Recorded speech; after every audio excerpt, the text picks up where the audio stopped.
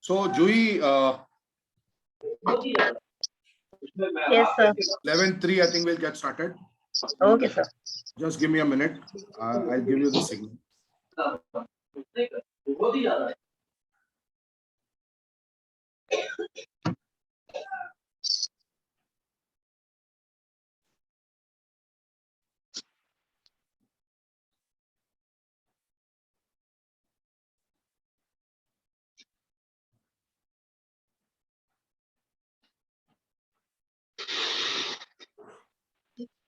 Meanwhile, you can play some music, Joey, if that is okay.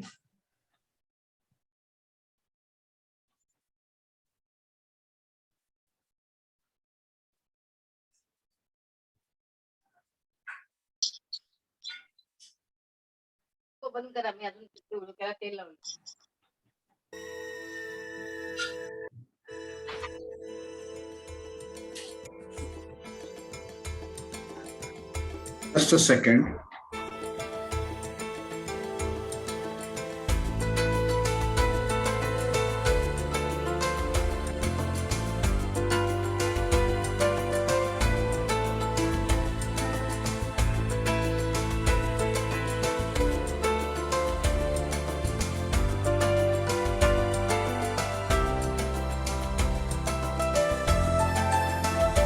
Just give me a minute. I'm trying to connect to YouTube. कुछ problem हो रहा है. Okay, sir.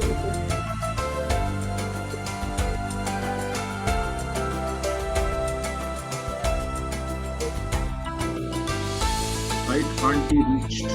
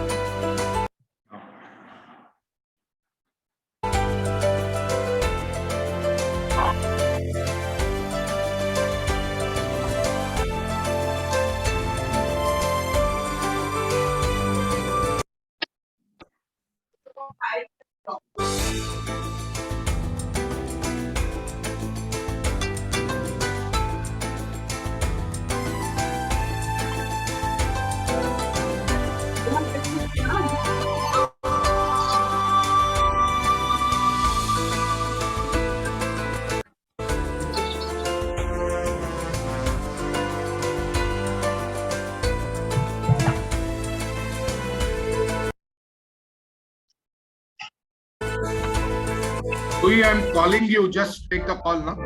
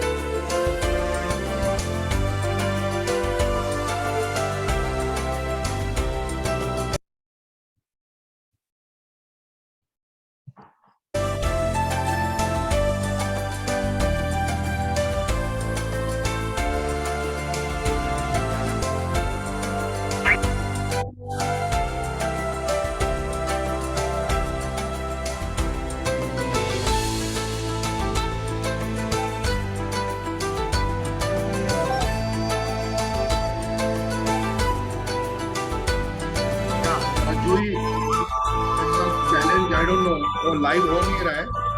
Let's get started. Okay, sir.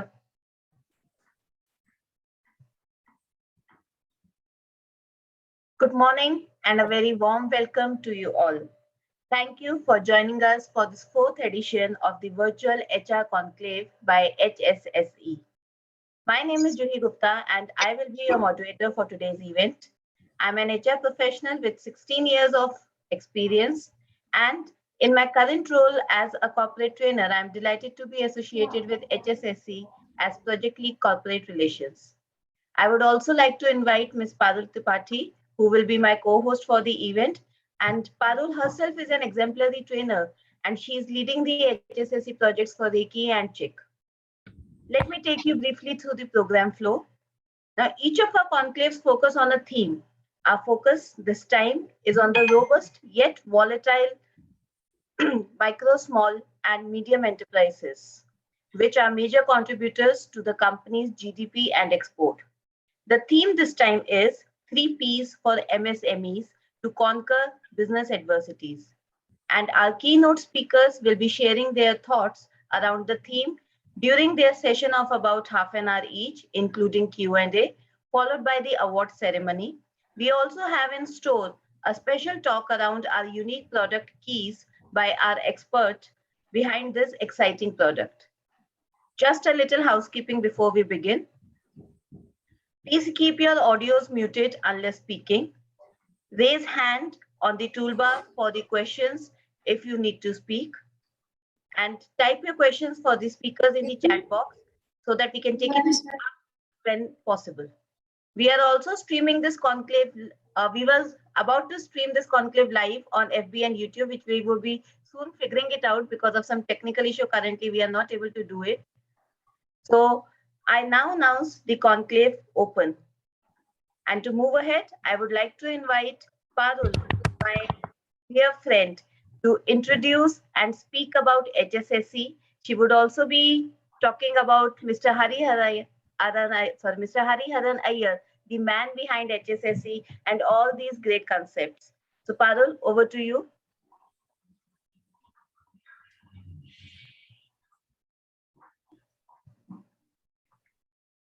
Parul?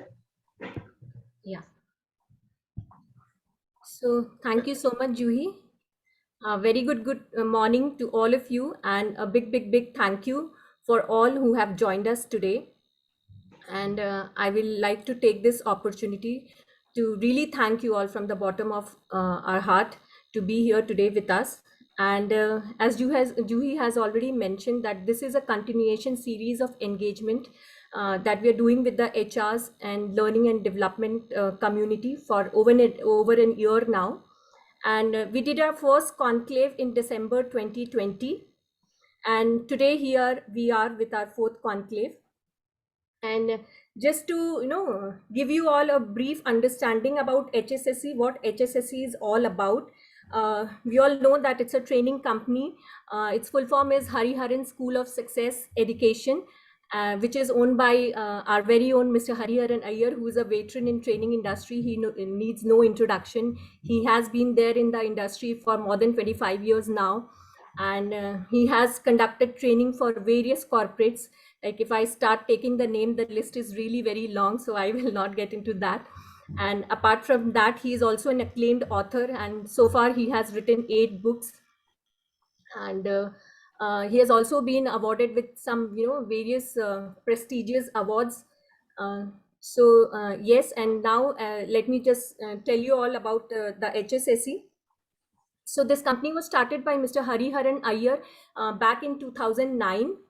And after giving almost a decade of his time, sweat, blood and tears, he has reached to this level. And he has it is at HSSE we have some amazing product line, and it's a very exciting company to be part of right now. We have very innovative training solutions. Our trainer program is the most innovative program that we have come up with, and Mr. Iyer holds the registered trademark for the term enter trainer. And HSSE is doing everything to build a platform for people to get associated with And so we are very passionate about the fact that we want to work with the freelance trainer because we understand their pain point, uh, this company was started by Mr. Iyer, and he himself he started his entrepreneurial journey after having worked in corporates for almost a decade, and he left his flourishing career. So he understands what are the pain points of entrepreneurs. So that's why he wants all the entrepreneurs to be the part of HSSC. I would request all of you to please mute yourself. And so basically, our model is like, we work with a team of associate. We do not hire people. It's a and you all can join us as an associate, and we have a huge team of associate working with us who are working with us at a various level and in various capabilities. So during the pandemic, when the training industry it was going through a major shift, we also moved from physical learning to e-learning, and we have created our own LMS platform, which is an online platform for learning. And we want you all also to get associated with this platform, and you can scale up your training business through our platform. So you can build your team if you want, and the journey has just started. Our vision is to create an empire of learning. So we have various verticals, which caters specifically to specific people coming from the different segments of society. And the process of development is still ongoing, and this is where we want all the trainer entrepreneurs to pitch in and help us in further expanding our company, and it will be a win-win situation for all of us. So we want to be like mall of training. So it's like you enter into a mall and there are various shops. So if somebody wants to learn some student wants to learn public speaking, we have public speaking courses, we have communication courses. Some parents want to learn parenting courses, we have parenting courses. And somebody wants to learn employability skills, we have the course. We have some excellent sales courses available at HSSE. So that is the level of our capability, and this capability has not been built in a day. It has taken Mr. Hariharan Iyer more than 2 decades of experience and expertise, and also the collective efforts of all our strong and experienced associates like Mr. Dilip Sharma, Ms. Juhi Gupta, and many others who are not here with us today.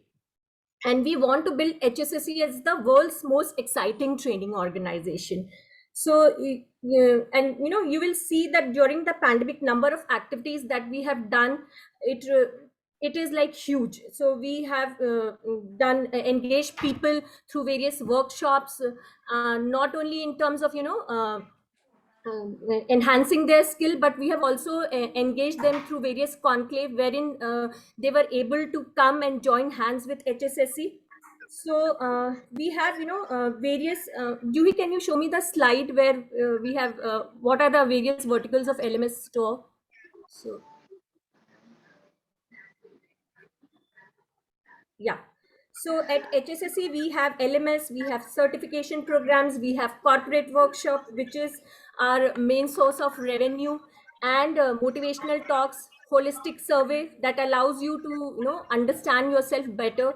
So this is quite an incredible organization that we are building, and the reason for this conclave is that we want you to be the part of the journey.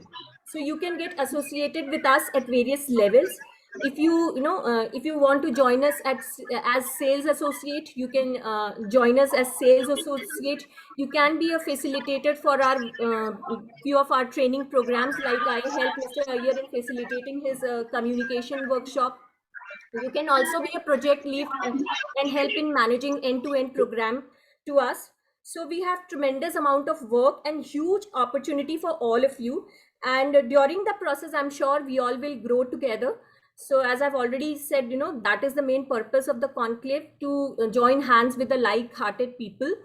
And I would request all of you to be with us through the entire course of the program. Do not drop off in between. There are few exciting things that are lined up, and also there are 3 eminent speakers who are master of their field.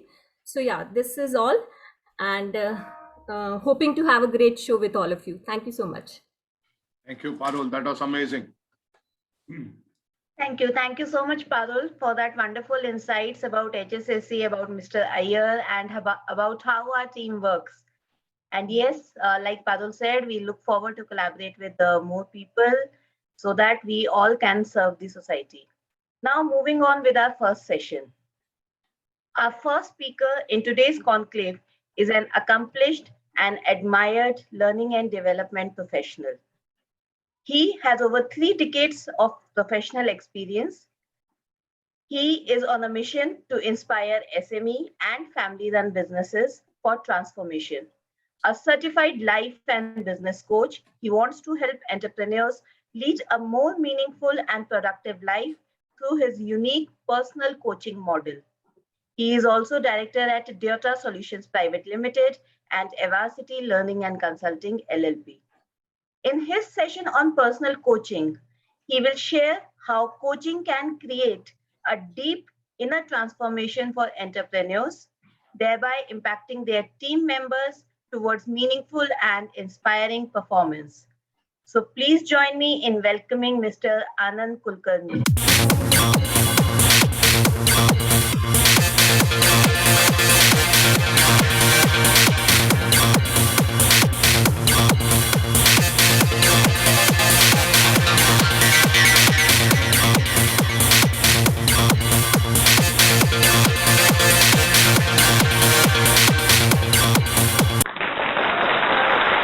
Over to you.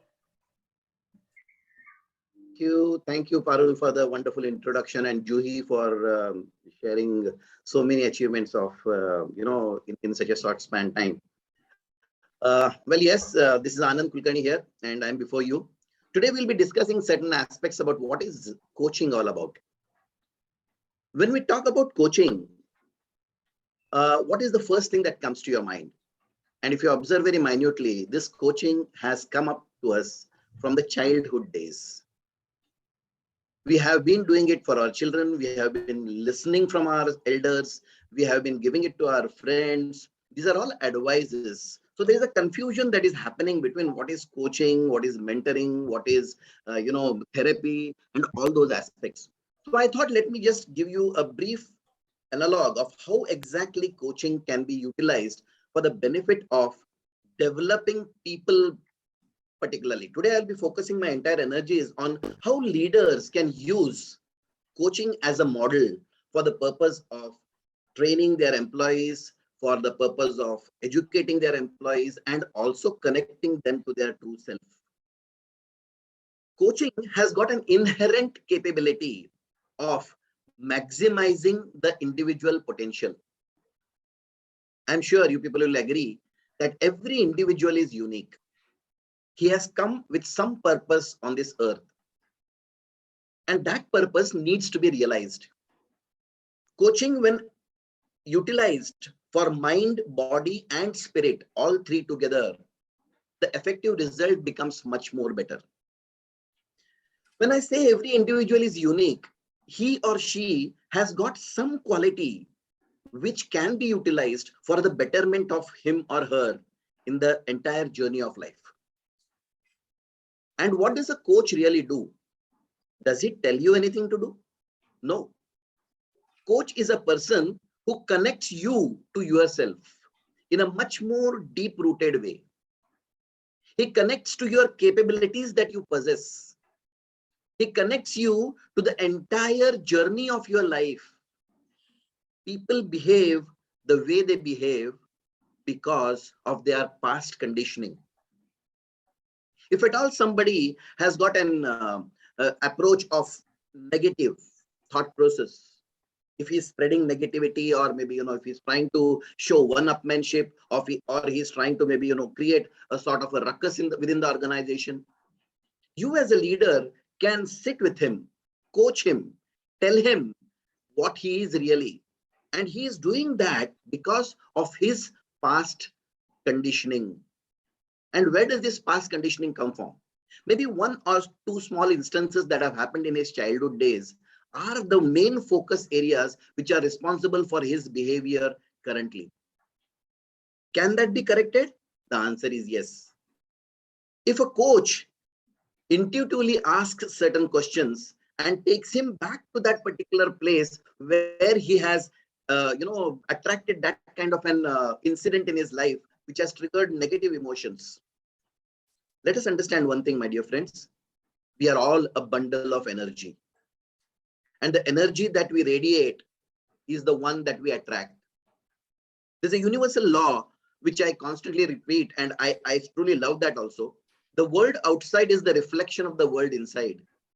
My inside world is deciding my leadership capabilities. My inside world is deciding what I am supposed to do and how I am supposed to position myself. I treat every individual the way, in which I want to be treated. If at all I want to be treated with respect, I need to give respect. And I can give respect only if I have within it. So leaders of today, leaders of this organization or any organization needs to understand one thing very categorically, that every individual has got immense potential. And can we try to focus and utilize that potential to his and the organization's greatness is what is the job of a leader. Leaders till date are telling people what to do. Can we shift from telling to asking?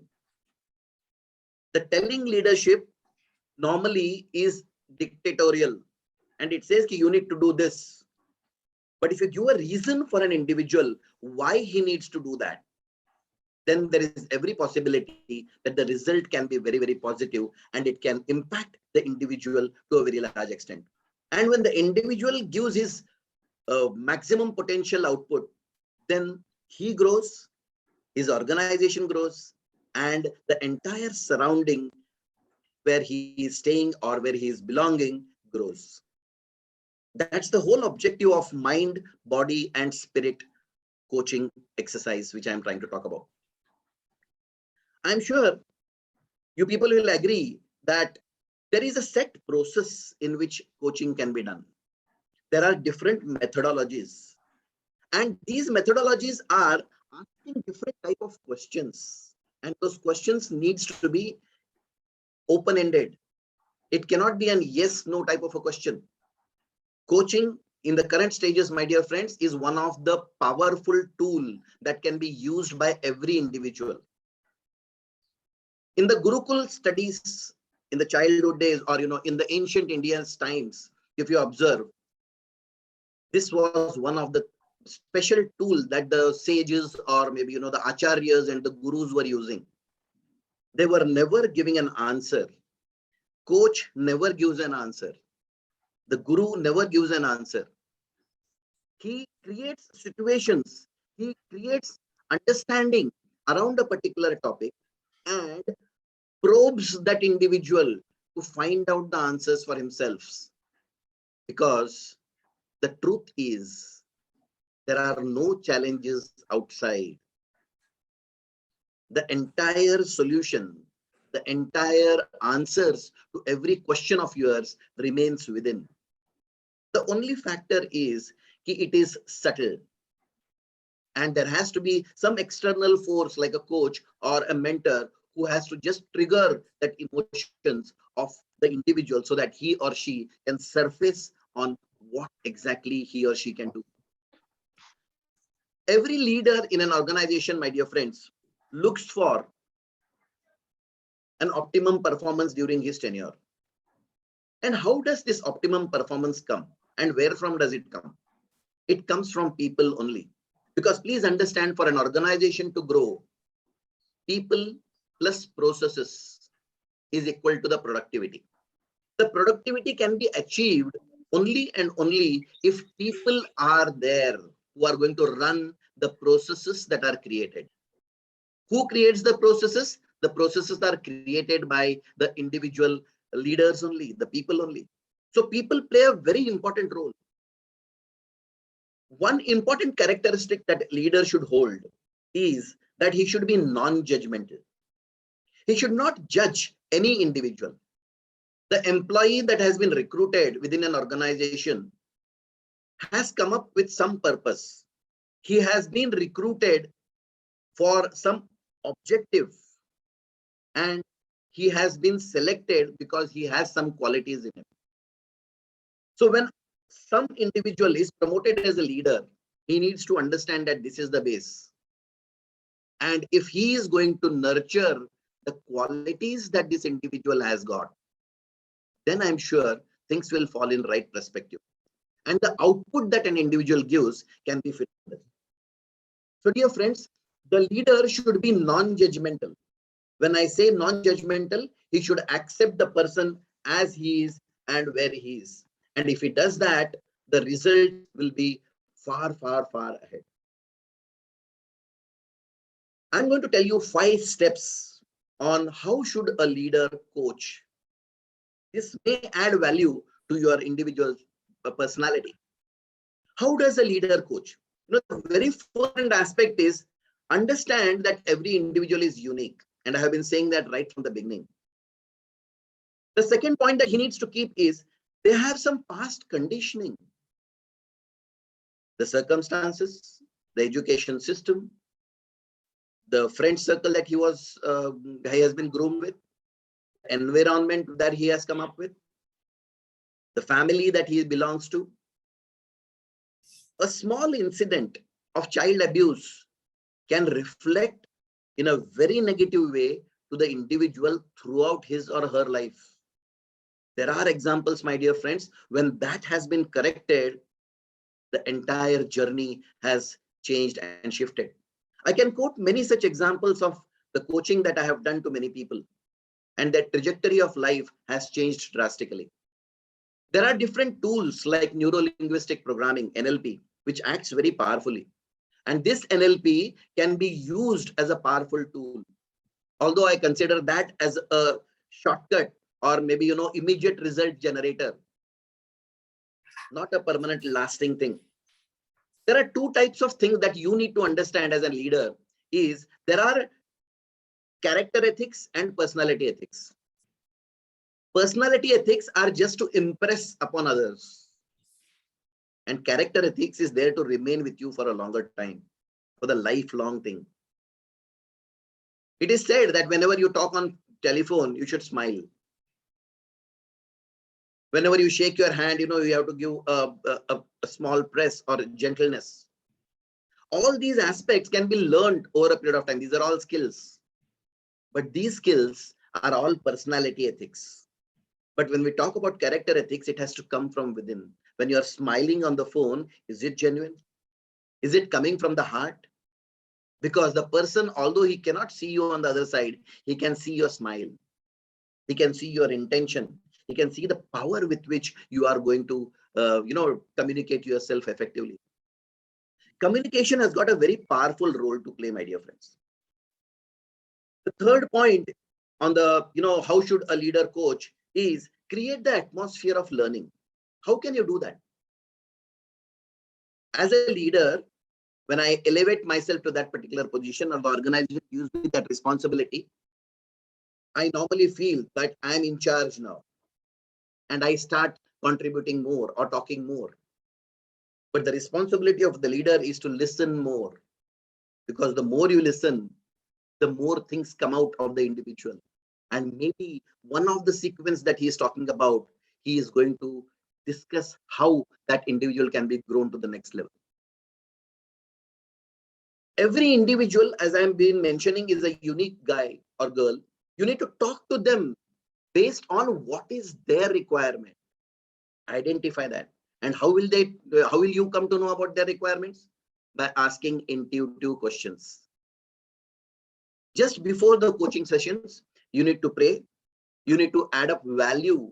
And my dear friends, please understand the values that you live by are the core essence of your life.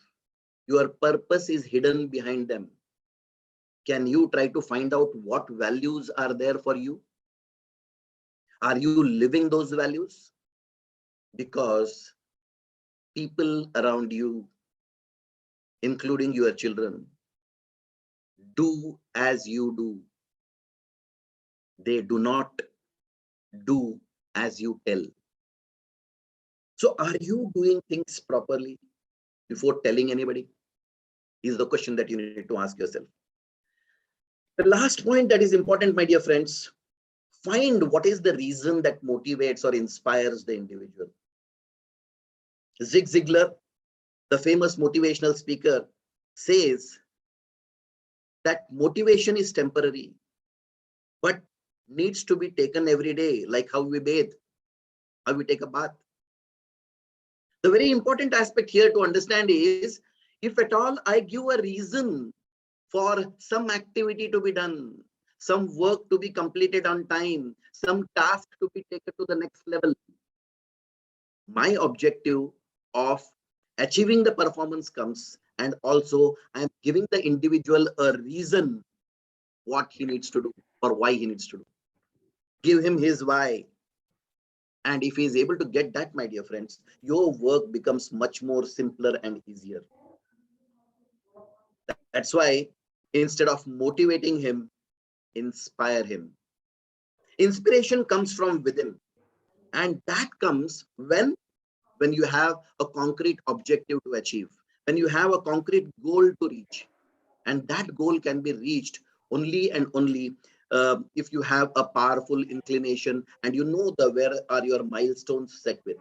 Maybe 3 years, 5 years, 10 years, 15 years, short term, mid term, long term. What are the goals that you want to achieve?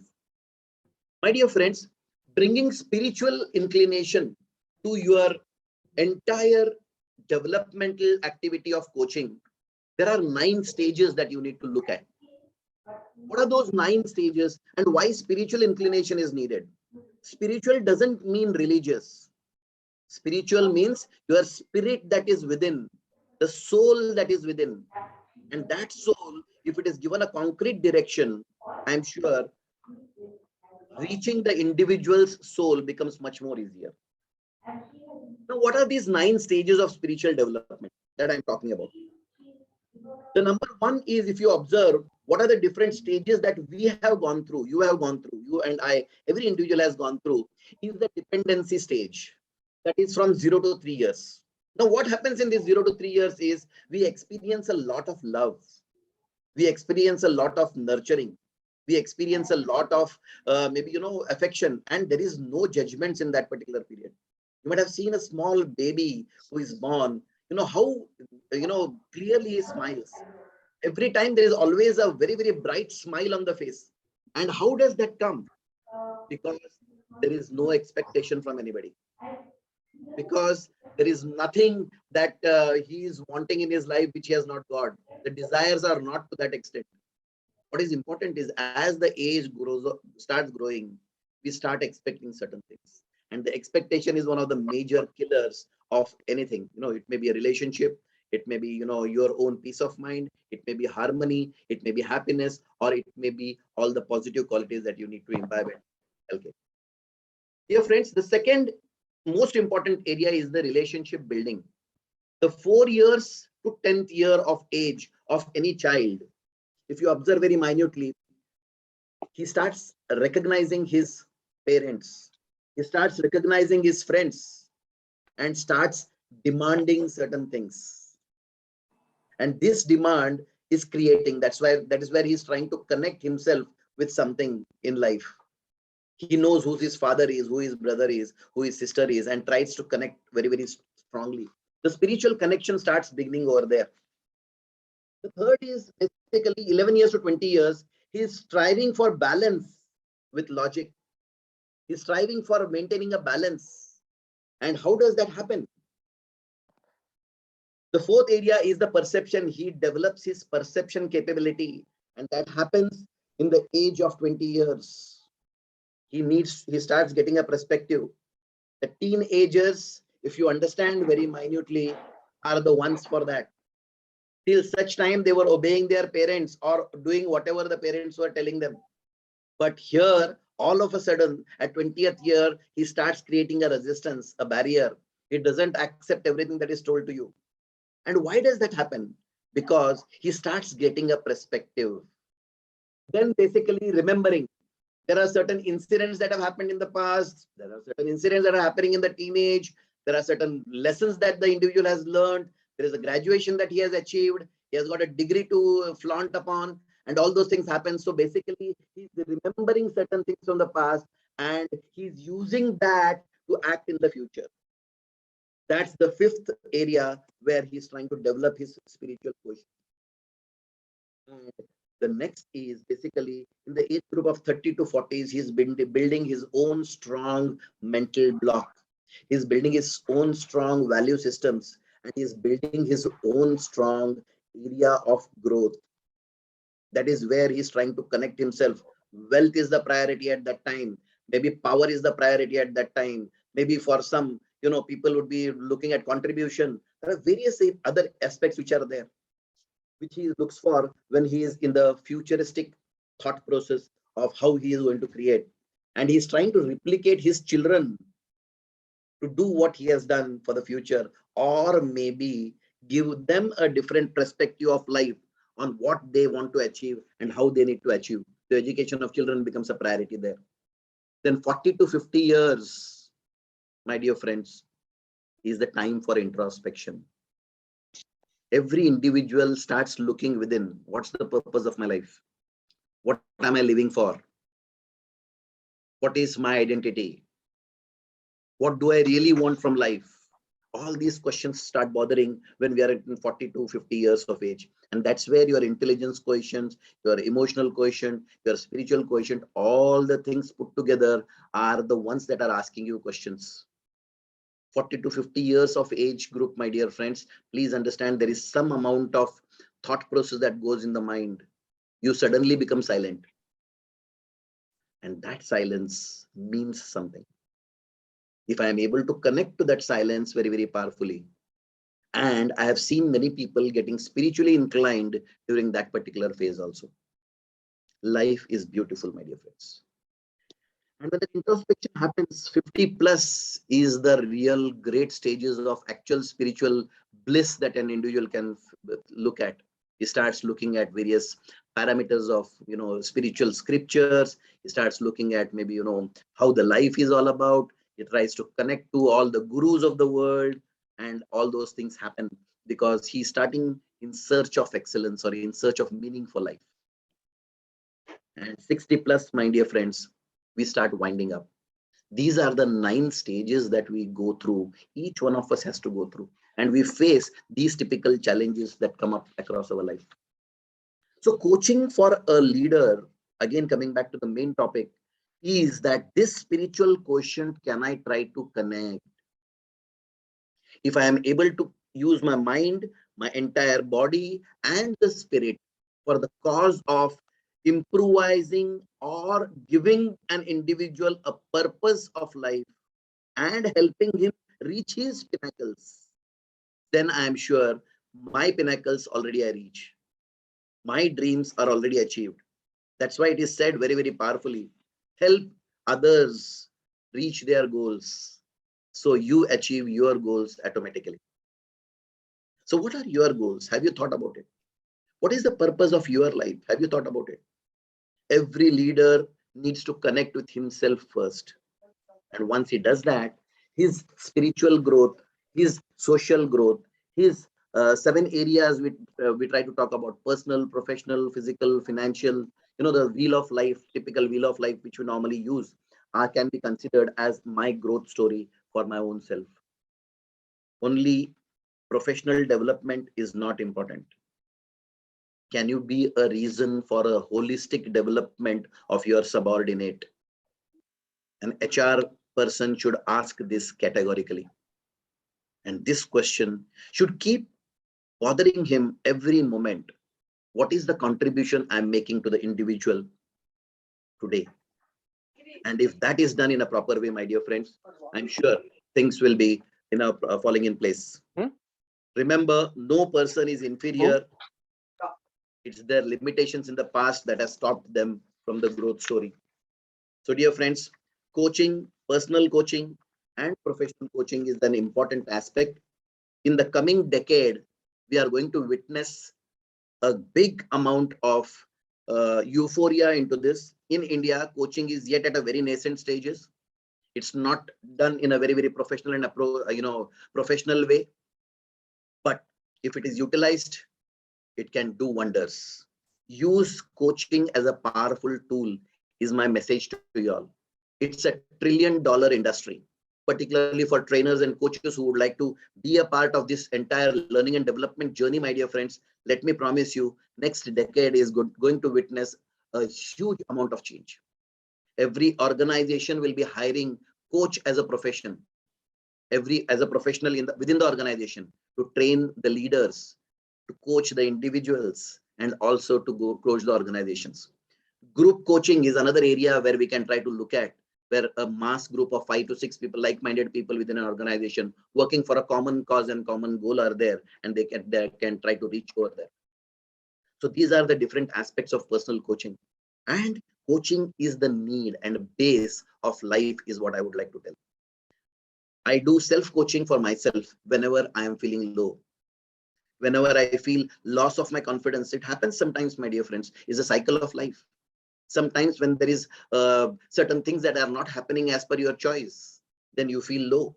And during that time, if you are not able to connect to yourself at a very faster pace, then, and again bounce back to the main action of life, then it doesn't happen. So I try to use self-coaching tools. There are many tools that are there which can be used for self-coaching. And these are all the art of asking questions. So personal coaching is very important for every individual. Use it for self-coaching and coaching your team around. Hari, I think I have touched my time. I can continue on and on, but I think the time also is a constraint. So these are the basic informations that I wanted to provide to you about what personal coaching can do for the organization and organizational growth, and how HR professionals should use this as a powerful tool to groom their team. Thank you so much. I thank Hariharan Iyer and HSSE organization for giving me this opportunity to share my views. Thank you so much, Hari. A good friend of mine for almost about a decade or so. We have been traveling a journey, and he is doing a wonderful job for the learning and development community. Thank you so much, Hari. Thanks a ton. Thank you, Anand. I can let you talk, but Juhi is the one in charge. So she has not slaughtered me this time. In the agenda, I couldn't see anywhere my name. So I have not authorized to allow you to continue. Sure. That's it. But thank you so much. It was really amazing. Thank you, Anand sir. Within a short span of time, you have unfolded many thoughts around coaching and what coaching is actually and what it is not. And in any case, if our audience have some questions, they can now unmute and ask their questions. We already have one question in the chat box from Hsse Bikash, and the question is, how does one find out what values one can live by? Fantastic. Values are the system that have been imbibed in you right from the childhood days. I will give you a small tool for that. Write down all the positive values on a card, visiting card. You might have seen the blank cards are available in the market. So write down whatever values that you feel are real values. You should write down. There are about 76, 77 values that I have written it down for myself. And every day, if you start a practice of picking up one card and living for the day, that value becomes your part of life.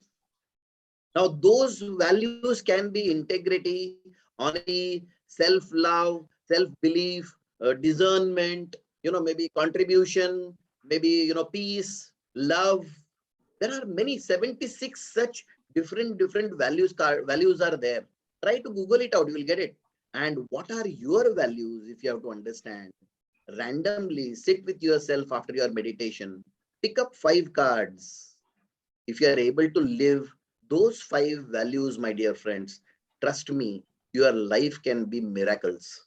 And as a matter of practice, pick up 1 card every day and put it back again in the card. Shuffle it. Next day again pick up a card and promise to yourself, I will be giving that value to myself first, and the value to all the others whom I am going to meet throughout the day, with whom I am going to interact throughout the day. For all the iPhone users, I would recommend, please download a mobile app on your mobile. Android it is not there, but iPhone it is there. There is a CLI cards, CLI cards. It's there. You can, there is a shuffling over there. There is a reset over there. How to use it is being told. Every day you can just pick up one card from that and leave that value for yourself. Trust me, this tool will definitely change the direction of your life. And all the 76 values that I'm talking about are there in that card. So iPhone users, my strong recommendation, CLI, Coaching and Leadership Institute Canada has prepared that, from where I learned my coaching practice. I'm a student of CLI. So from there, I have learned that those 76 values, if you live one value every day, trust me, this process works great wonders. This also is a powerful tool. Thank you, Prakash. Yes, I know you are using these cards. Prakash Naik is one of my friend actually who is using this value systems cards on a daily basis. One card every day. I am using it myself. And that card will give you the direction for the entire journey of your life. I hope I have answered this question. Thank you so much, sir. Yeah, can I just say something? Yeah, Yes, Prakash. Prakash sir. Yeah. For last 2.5 months, I'm in touch with the Anandji for personal coaching. So he is coaching me. I'm a development officer, senior business associate with the LIC of India. Also have a small business model to run in addition to that. So he is helping me to scale up my business development plan and optimize the resources that I have. And his coaching is becoming so handy. And I am hoping to get very quantum jumps in the coming months. And one that he says that living with that self mastery card, though I don't do on a regular basis, but at least 2 to 3 times in a week I do that. Fantastic. But it actually gives you a reminder to your self development. So I have one question, Anandji, I put it. Maybe Yeah, that please, we can please. take it in the coaching session, but just for everybody's benefit. It is a tough question, so you have to give a appropriate answer. So Sure. I've posted in the group. If you can just see the achievement. Is it? Okay. So the question is, which process or deep thought trigger the strong belief system to take action towards achievement? So achievement mindset. What triggers Yeah. achievement mindset? Great. Very good. A very important and pertinent question you have asked. And the answer to this, is not instant or like Maggie or, basically instant food. It is a journey. Okay. It has to be experimented. It has to be understood, and you have to get connected to that. Develop a positive mental attitude towards that, and a correct and right mindset can give you that. And trust me, my dear friends, this is individual for every person. Whenever you are looking at this belief system for the purpose of growth story, the belief system for anything else, that all triggers back down to your childhood days, or maybe to the areas that are anchoring you. Because what happens is, during the journey of our life, whenever you attempted something in the past and has not worked, it works as anchor for you. It stops you from growing. And what is that? If we are able to understand that and unsolve it in a very, very proper and scientific way, who can do it? Coach? No. Coach doesn't give answers. He helps you to find out your answer, because the answer lies within. I am a firm believer of that. Prakash ji, I have collaborated with you. I am not teaching you anything. It is you who is learning things from your own self. I'm just asking. I'm just a facilitator Actually, for you. I have come to know that you make us to introspect and identify and dig in our own self to find the answer, because that is the right tool. Because every tool cannot, each plug is different. Right. There is no Perfectly right. universal plug. There is no universal plug. Absolutely no. And our journey of life, everybody's journey of life is different. So respect everybody, do not judge anybody, and ensure that you are going to contribute maximum to the individual, so that We he can have to grow. find our own alignment. Yeah. Anyway, well said. Well said. Thank you. Thank you. Thank you, Prakash ji, for that question. And thank you, Anand sir. Anyone else who has questions can put it up in the group. We'll pass it on to Anand sir, and maybe he can connect individually later. Now it's time to move ahead. And it is time for a very prestigious section. And before that, let us formally thank Anand sir for that wonderful session.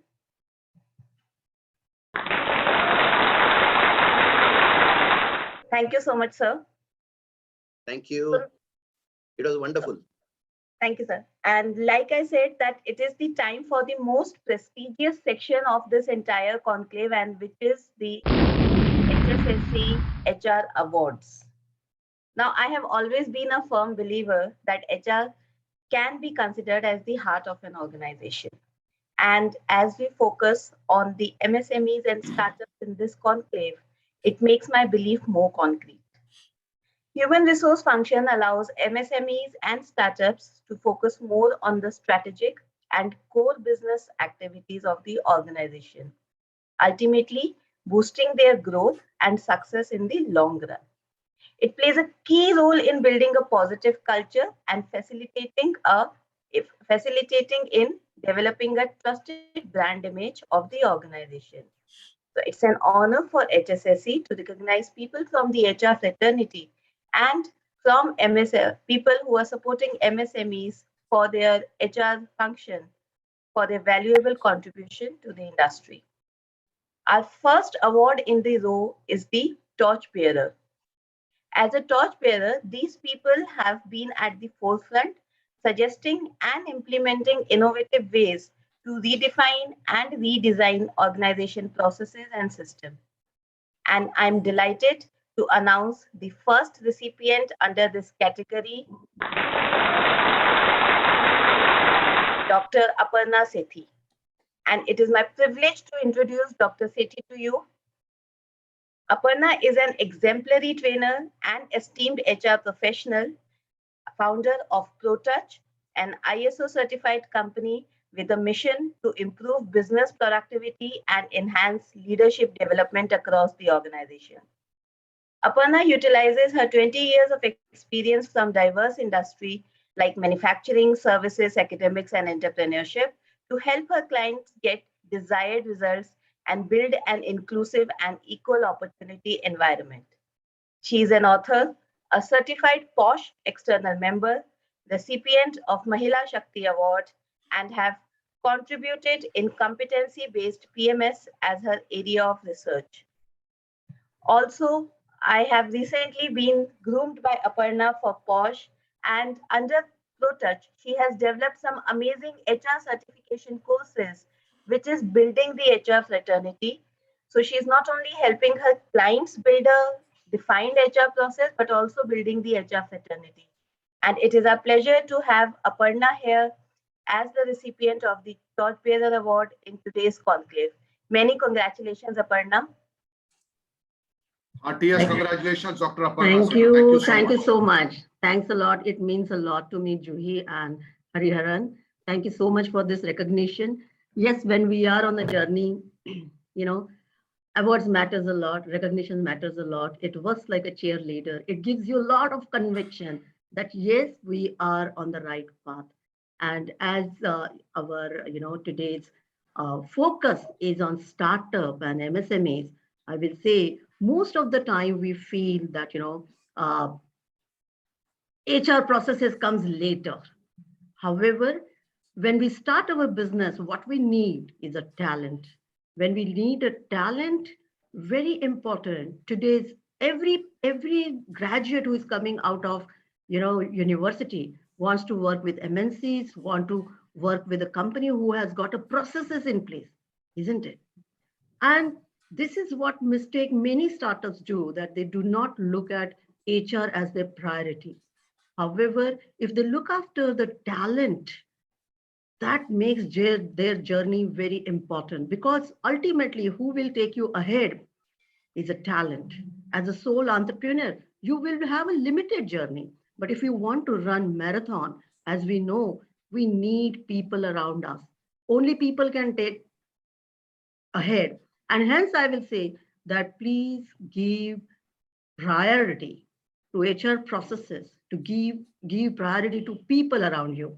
And if we have a founders who thinks HR is a support function and a cost, it talks a lot about attitude towards humanity. That is what I will say. Thank you so much, ladies and gentlemen. It means a lot for me. Thank you so much. Thank you, Aparna, for those words and for those guidance. And I would request the audience to join me in congratulating Aparna.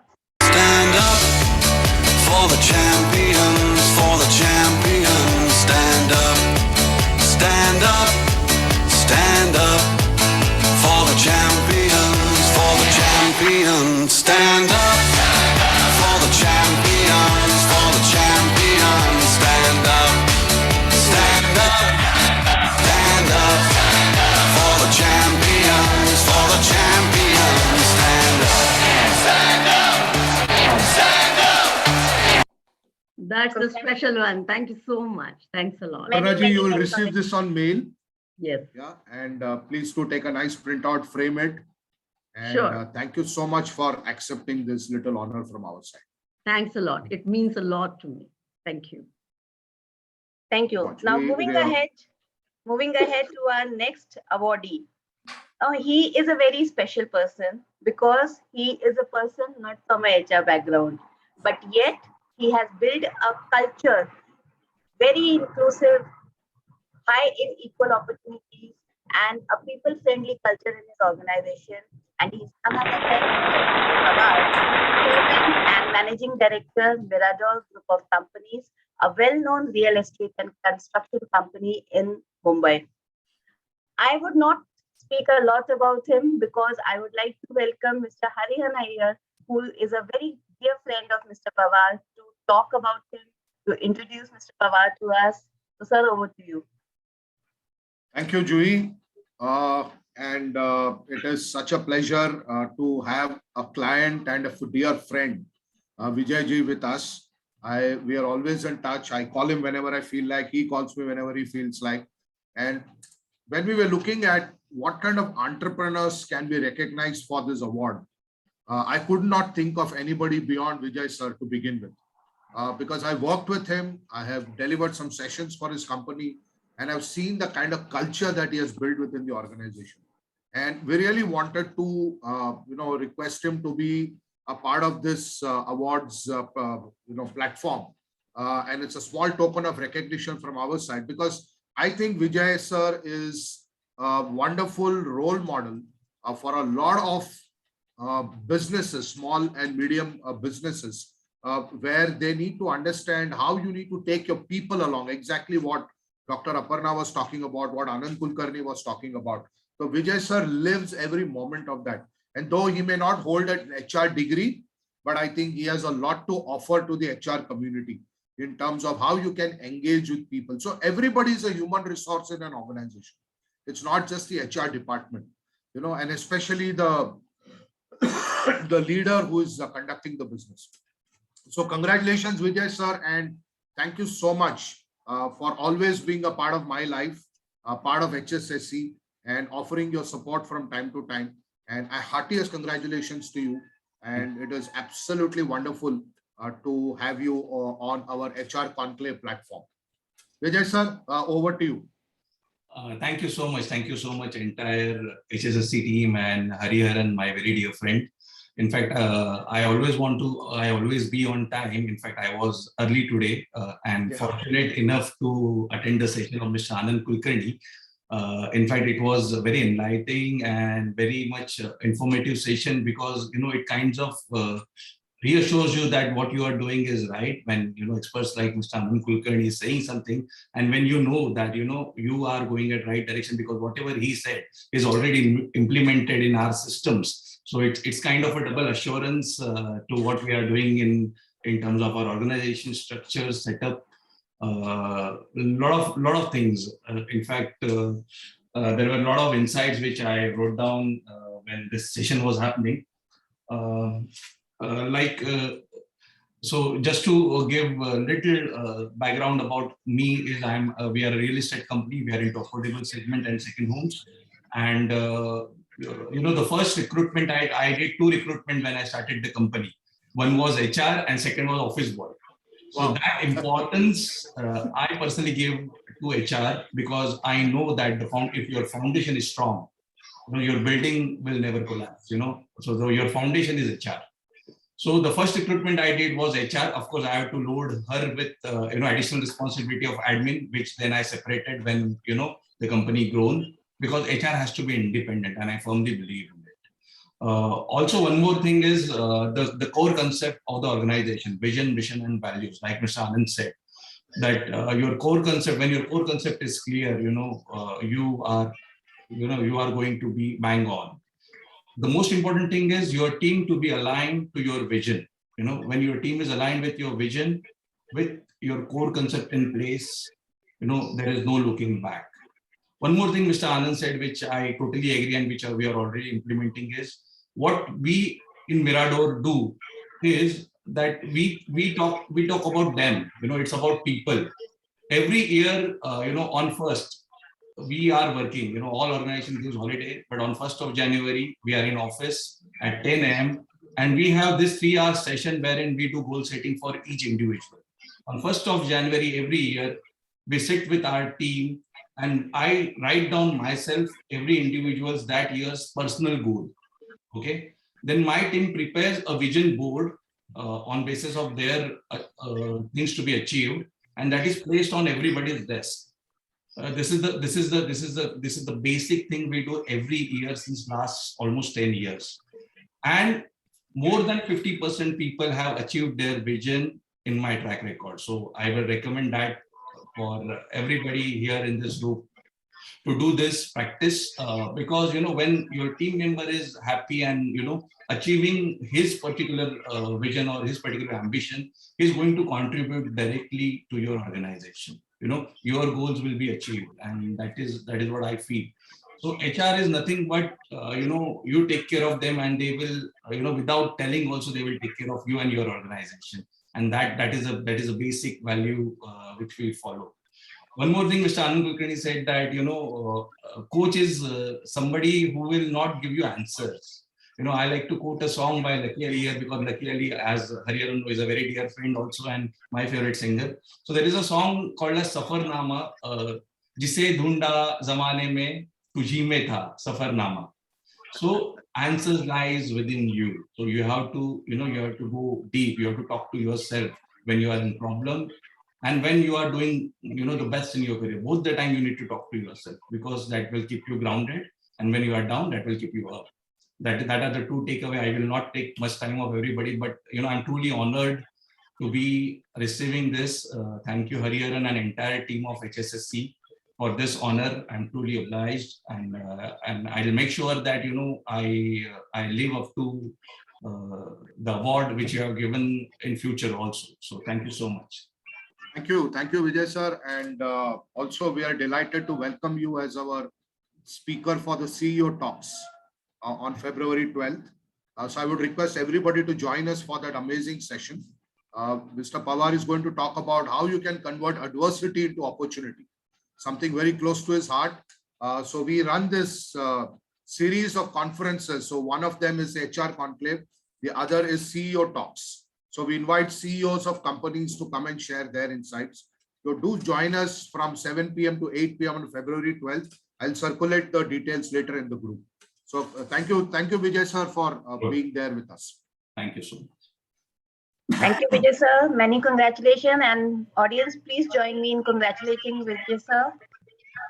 Stand up for the champions, for the champions. Stand up, stand up, stand up for the champions, for the champions. Stand up for the champions, for the champions. Stand up, stand up, stand up for the champions, for the champions. Stand up, stand up, stand up. Thank you so much. Congratulations, Vijay sir. Thank you. Amazing. Yeah. And I would also like to congratulate our audience for being here with us on a Sunday morning. And please do stay tuned, because we have some amazing speakers coming up. They'll be sharing more insights about how MSMEs can build their business power. And next in our speakers row is none other than Ms. Nabomita Mazumdar. She is a celebrated HR professional and a President of India awardee, an MBA in HR from Excel Era Jamshedpur, founder of Nabomita.com and a celebrated name in HR circles. Her entrepreneurial story has also been featured in books Eve Against the Odd, 25 Inspiring Women Entrepreneur Stories, and highly recommended and a must read. In her session on process orientation, she will share how efficient processes and systems are at the heart of building a robust business model.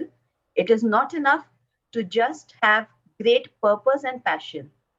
They need to be backed by systems and an execution mindset.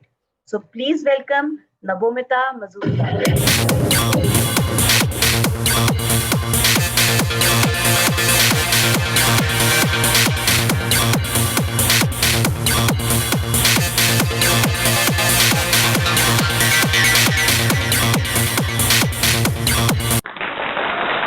Over to you, Nabomita. Good afternoon, and thank you so much for such a warm welcome. And Welcome, Nabomita ji. Wonderful to have you. what an honor! Thank you so much. I mean, I literally had a great time listening to the speaker, Anandji. I literally wrote down what you were saying. I was constantly scribbling. So, thank you for inviting me, and thank you for sharing such wise words. Hearty congratulations to Aparna ji and Vijay ji. I know your work, so I mean, seriously, there couldn't have been a better torchbearer than him. I know I absolutely know the reason why. So, yes, with that, I would want to start my part of what I want to share. Process orientation. Um, we are born rebels, right? We do not like when we are given a dogma. We hate when we are given a structure. We hate everything when we are told about it, and then we we want to take the path less traveled, right? We want to see the hero. We want to stand against the odds and storms and everything. Just mute everyone, Juhi. So in our quest for such the unforeseen, not just the quest, the romance of the unforeseen, we eventually emerge into a point wherein when we look back, all we find is patterns, formats, processes, exact thing that we thought we do not need are already formed on its own. It's a part of the intelligent design. It's a part of the grand scheme. Yes, it doesn't need to be the kind of the formats, the processes that we had always hated, but there is a structure always there. There is a format always there. It may not be adored and appreciated by everyone, but it can still inspire someone. So in the faith of such a in the faith of such a thought, let me start that uh, organizations, right? We love that word because it is glorified, because it changes the world, because it creates the revenue that runs the world. And at the same point of time, we hate it because we hate it firstly when we do not own it, when we are not when we are not the one who's benefiting from that revenue. We hate it even more, or we hate it when that organization is affecting our revenue.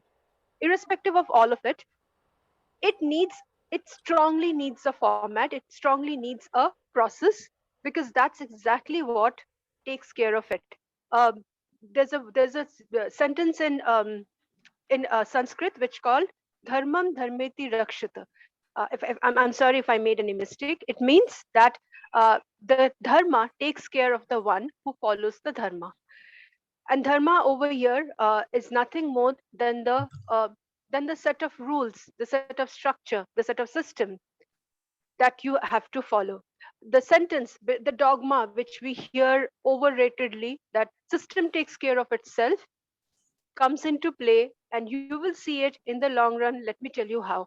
I'll give you an example of my own journey. In my final term at XLRI, I came across an idea called communities, right? It was a presentation that I attended, right? That's how it starts. A presentation was made by a great faculty, but during that presentation, the concept that was shared to me, I did not like it. I hated it. after the presentation, I walked out and I met another great faculty of XLRI, Dr. Madhukar Shukla, and I told him, sir, I saw this presentation on community. I did not like what I saw. The first thing sir said, uh, you are not supposed to like what you see. You're supposed to create and build what you want, and that's exactly where your world starts. And then he gave me an idea of communities that was path breaking, revolutionary for me. He said it has to be online, it has to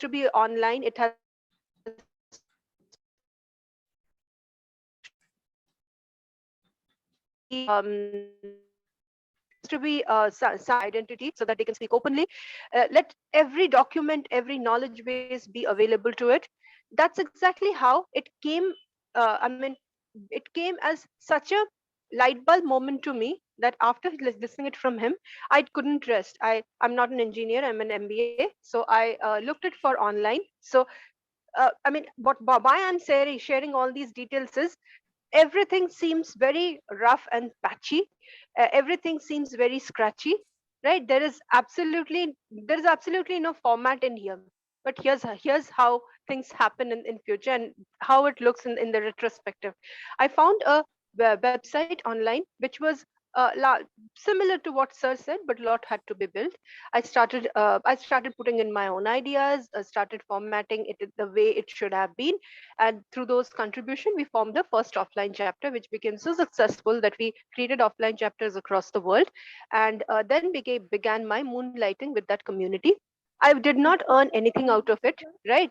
It was actually a clandestine affair, I would call it, because to my parents, to the world, I was working in all those glass buildings and great jobs and cushy. I had a cushy role. A white Chevrolet would pick me for my office every day, and yeah, I had a dream office, and I would sit and earn those great salaries. But in the evening, I would use my mind to build that product, which did not pay me anything, which did not get me any recognition, which was absolutely hidden. I probably did not even use my own name while building that product. But however, in 4 years time, I was really serious about it. In 4 years time, I took it up as a full-time job.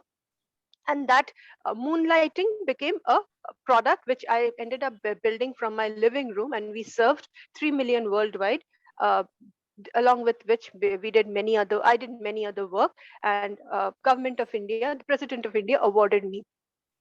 Does my story create any structure anywhere? Does my story adhere to any given format the an MBA student should follow? No, it's not the path that everyone should follow. It's absolutely the road less traveled. It's absolutely something that every parent would want their child not to do it.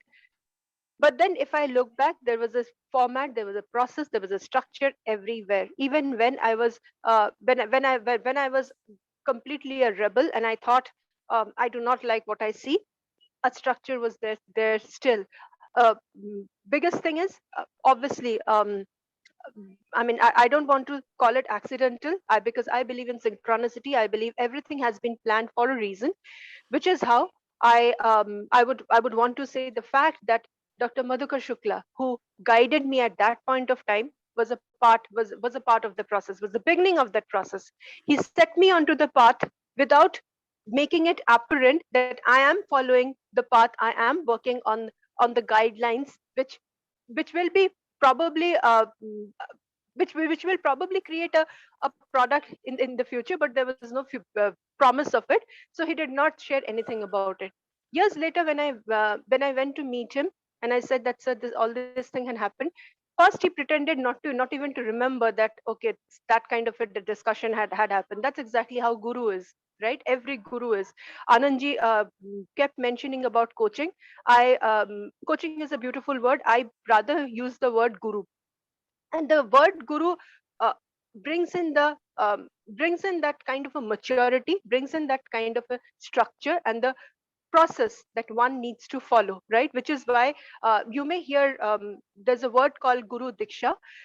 It I mean, it is highly valued in our own culture, because we believe that the same word, if you receive it from somewhere else, it will not have the same impact, because the guru is going to unlock it for you. When we say the word unlocking, what are we unlocking? We are unlocking a system which has not been opened up to you, which is why you may not call it a system, but once the guru does it, you are into it, you are into that path, you go on with the flow and you bring in your result. So yeah, I'm not trying to push you to the point wherein you have to believe on systems, you have to believe on processes, you have to believe on structures. But take my words, it's not just one journey, it's not just my own journey, it's several journeys, it's industries, it's sectors across the world. I have seen, irrespective of how much they go ahead and say that we do not follow it, they are creating something which they will realize in the retrospective. One bad example I know because it crashed yesterday is crypto.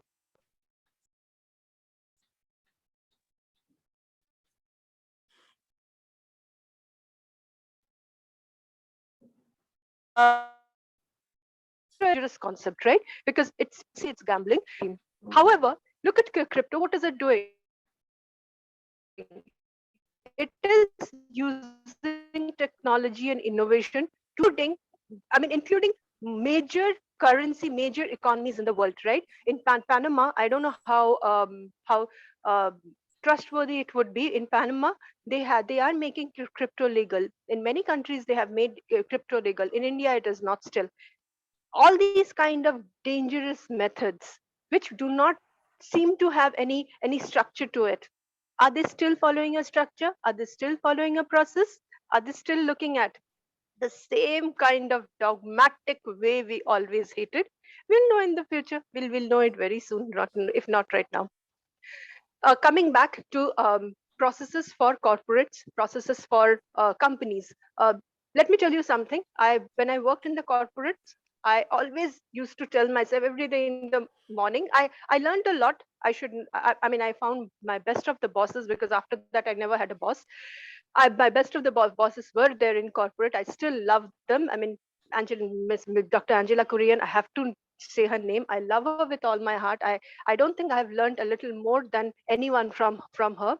However, uh, I never really liked that concept of job. I never really liked that concept of cubicule, right? I always hated it because it's limiting, it's too structured, it's dogmatic. I mean, I can go on with the words. Every day I used to wake up, I used to tell myself one more day and I will build something that I'm going to do it on my own. No, it did not stop me from anything. It really empowered me. However, when I started building my own product, right, we were nimble foot. We were working from home. The work from home concept, which is there so effectively since last 2 years, I made it work since 2010. So we could try everything. I mean, experiment limit of um, every limit of technology. However, when I look back, the first thing, I mean, let me give this an example that in 2020, right, when 2020 March, when the sudden lockdown was announced, I released an article on how to manage business in the times of work from home. What was I doing? I went back to the entire structure that was formed all these years, which I thought I'm such a rebel, I'm such a powerful person that I do not need any structures or anybody, any cubicle around me. I actually created one. So again, protocols is one word we love to hate. We do not want somebody to come and tell us to respect somebody without receiving it from them. We do not want somebody to maintain our language, right? Protocol is a very nasty word. Let me give you an example of what is protocol. And um, obviously you may have had several experiences of it. One funny example that I would want to share is when we were given the President of India award, we were invited to a building wherein all these ladies who were receiving it were kept. And I mean, there was a series of when to walk in, when to walk out, when to sit up, when to stand up, when to sit, when to lift your fork, when to put your spoon down. I mean, there was a sentence for everything. And we were we were not showing it, but we were laughing about it. We All of us were laughing about it. And the funniest part was, I stepped out of that building. I wanted to go to India Gate. So when I stepped out, they wrote on a document sheet of paper my number 64. in, 64 out. The moment I stepped in, they wrote in 64 in. I laughed. I mean, I did not. If I could, I would have lifted my phone and take a video of it and make fun of them on Twitter probably later on. Thank God I did not, because next day when I received the award, there was this post by Mark Zuckerberg on his page, wherein he had put all our pictures and names and congratulated each one of us on receiving that award. At that point of time, it struck me that if there was just one terrorist attack on these awardees, it would have created a worldwide news. And it doesn't make much of a difference if I die, but I don't want my country to be in a world news because of my folly. This is what protocols are all about. Protocols are there to save you. Protocols are there to protect you. They are never supposed to look good. They're never supposed to be friendly. They're never supposed to be uh, I mean, they're supposed to make you uncomfortable, but take my words, they are the ones who protect you beyond your point. There have been several government initiatives that I have been a part of. There have been several leaders, right? Several areas wherein we were taken, and I mean, it had been very highly confidential. I may not be able to share exactly who they were, where these places were, and they had at the highest level of protocols. I mean, just in the December, I went for a trip. There was a RT-PCR test done almost on every feet, right? One step you take and somebody will come and test you. It was irritating. The test itself is so embarrassing. I don't know why they did not invent it to take some other way, and they have to take it everywhere. But then think about it, we were kept safe because of those tests. We were kept safe because of those protocols. We were kept safe because of those rules that we had to follow. So yes, it does sound like an yeah, a song or a ballad that I'm singing for process and policies and structures. Don't follow them, don't pray them, be a rebel, fight them out, find the flaws, hate it, and then create something that will make everyone proud of you. Look back and tell us what you created. I wait to hear from you. Thank you so much. Thank you. Thank you so Wonderful. much, Nabomita. And for beautifully saying that yes, processes and protocols are there to protect and safeguard people. And being from HR, I can truly understand that what people perception is about processes, systems, protocols, and policies. But yes, I do agree with you that these are made to protect and to safeguard you. And moreover, yes, if there are some issues, we do have systems where we redesign, redevelop, and things change. So change is the ultimate. Uh, what I can say that change is the only thing which is possible, which makes things possible. So don't worry and don't be afraid of the protocols. And this is what Nobomita has unfolded in her amazing session through her own inspiring story. Thank you, Nobomita, for that wonderful, wonderful insight. Any questions from the audience? So, Joey, before we take questions, I just want to say that Nabomita has been featured in that book, Eves Against the Odds, 25 women, inspiring women entrepreneurs, written by Bhavesh Kothari and Mr. Hariharan Iyer. So we have shared the links. Anand has also shared the link of the book. I have also shared. So I could not stop myself from marketing the book in the name of Nabomita, right? So, so please do pick it up. But it's a very inspiring book of 25 different women entrepreneurs. Nabomita ji is featured in that. And I just want to add to one thing what she said. You see, cricketers are now living in bio bubbles, and it's extremely mentally difficult for them to perform. You know, it's very easy for us to sit here and talk about why this batsman is not scoring, that bowler is not taking wickets, India has got so much talent, they are losing matches and all that. But you know, if you are kept in that bio bubble, and what she was talking about, getting tested at every stage, you know, they have to undergo an RT-PCR maybe every 2 days, 3 days, and the whole series becomes uncertain. Eh? You know, that is just a cushion. So I think processes are just like that. But you cannot do without them. So thanks for that wonderful insight. Yeah, so we can take some questions now. Hari, with regards to the book, actually, an author talking about the book is definitely understood. But when Yeah. a third person like me who has read every book, trust me, each story is an inspiring one. And that is what is going to change the direction. And if you pick up one point from one story, it can really make a sea difference for your life. So I strongly advocate you should buy that book and read it. That's why I love you. Navamita, thank you so much. You have done a wonderful job, and I have gone through your story too. Thank you so much. Thanks for the. That's why I love Anand Kulkarni. Made my, thank you so much, sir. Coming from a guru like you, you literally made my day. Thank you so much. Bhavesh had also joined us. I don't know whether he's there with us. Yes, he's still there. Is there? Okay, excellent. Yeah. Okay, great. Yeah. So if you have any questions, we can take. Yeah. Any questions from any audience? And even if you have questions post this conclave, you can get in touch with HSSC team and we'll connect you to the speakers. Like Hsse was asking that do Anand sir coach young entrepreneurs and startups also? I'm sure he does. Yes, So yes. Hsse, you can get in touch with us, or you can directly get in touch with Anand sir. Well, Johi ma'am, first of all, if I can have 2 minutes, first of all, thank you for arranging this session. Navamita ma'am has always been an inspiration all over. Bhavesh sir, Navamita ma'am, Hari sir is all. I've seen him from the stage. तमाम audience में रहता था, events ये सब में. But Navamita ma'am and Bhavesh sir have been an inspiration and guidance for so many years. But आज समझ में आया कि direct answer क्यों नहीं देते थे.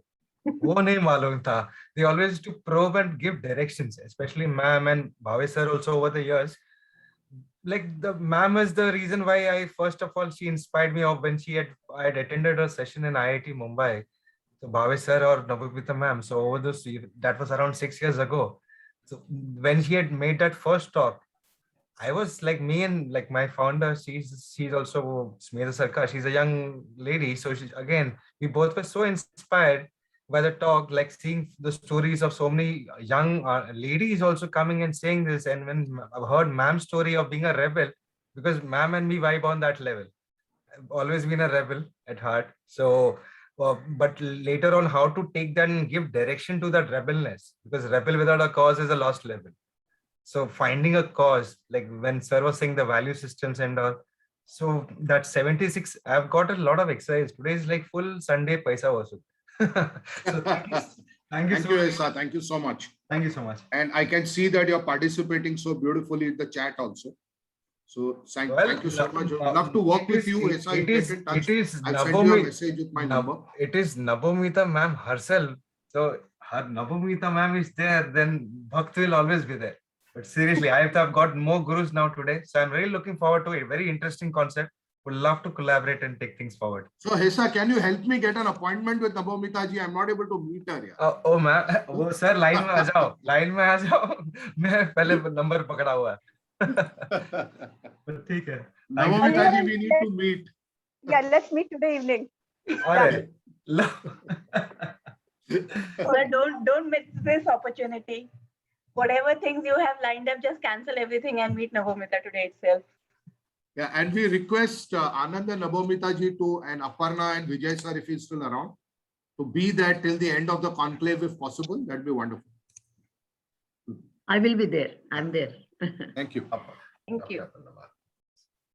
So let us formally thank Navamita for that wonderful session.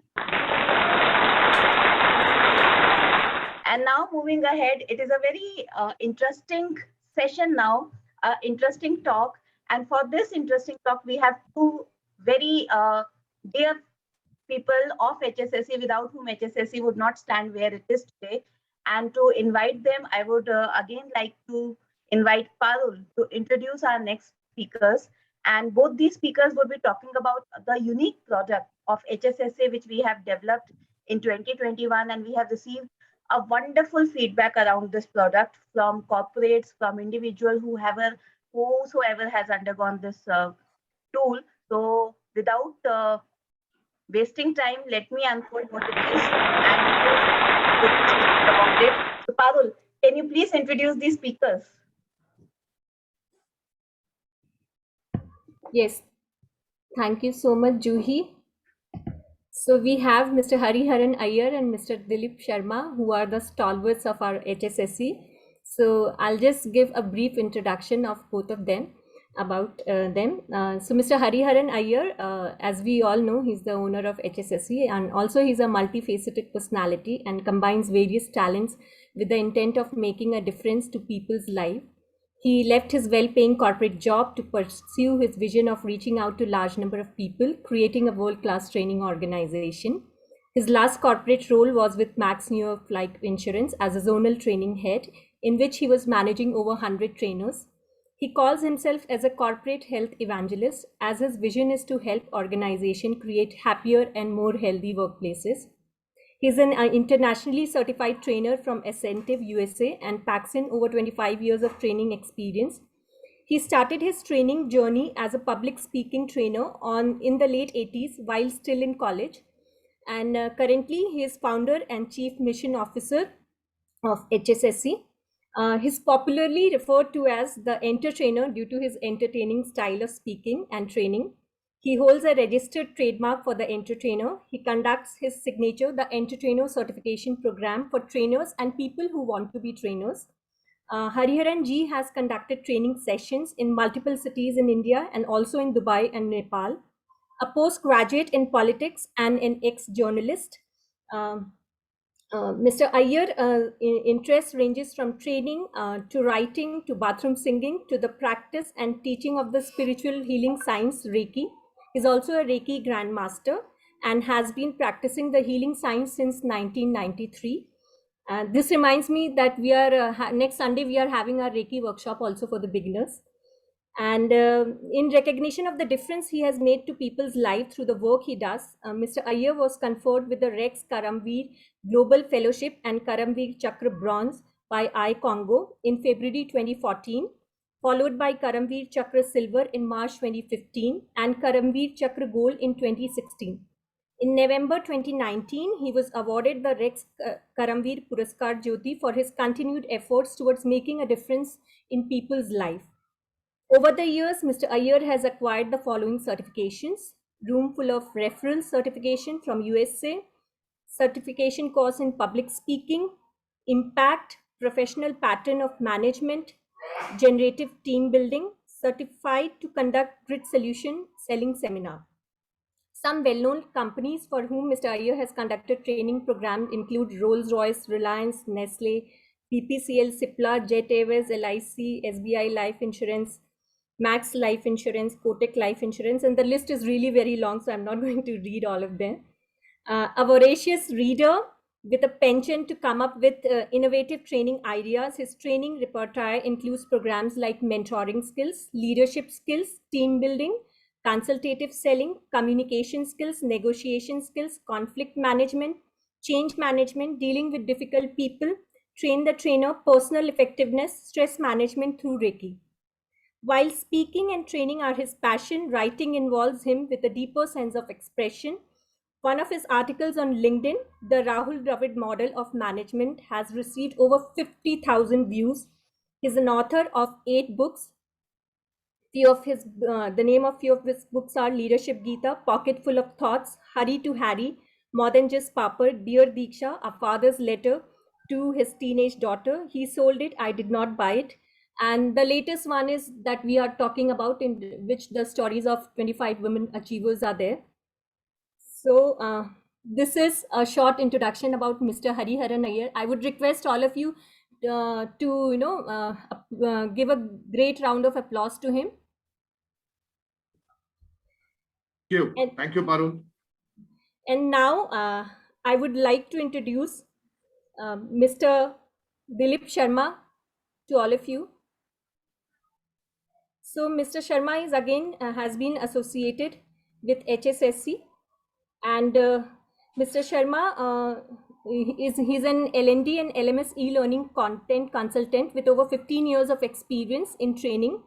Mr. Sharma has been associated with Indian Air Force as Air Warrior Mechanical for 18 years before venturing into corporate world, and has been associated with organizations like ICICI Prudential Life Insurance Company, Delos Consulting, Max New York Life, and DHFL Primerica Life. Founder of Multi-Node Solutions, an e-learning solution provider helping trainers, educators, and organizations go online and providing end-to-end learning management solution. His specialty is that he can speak 8 languages, and he has been associated with HSSE and helped us in scaling up. So can we have both of the stalwarts of HSSE on video? And I would again request you all to welcome both of them with a loud round of applause. Thank you, Parul. Thank you so much.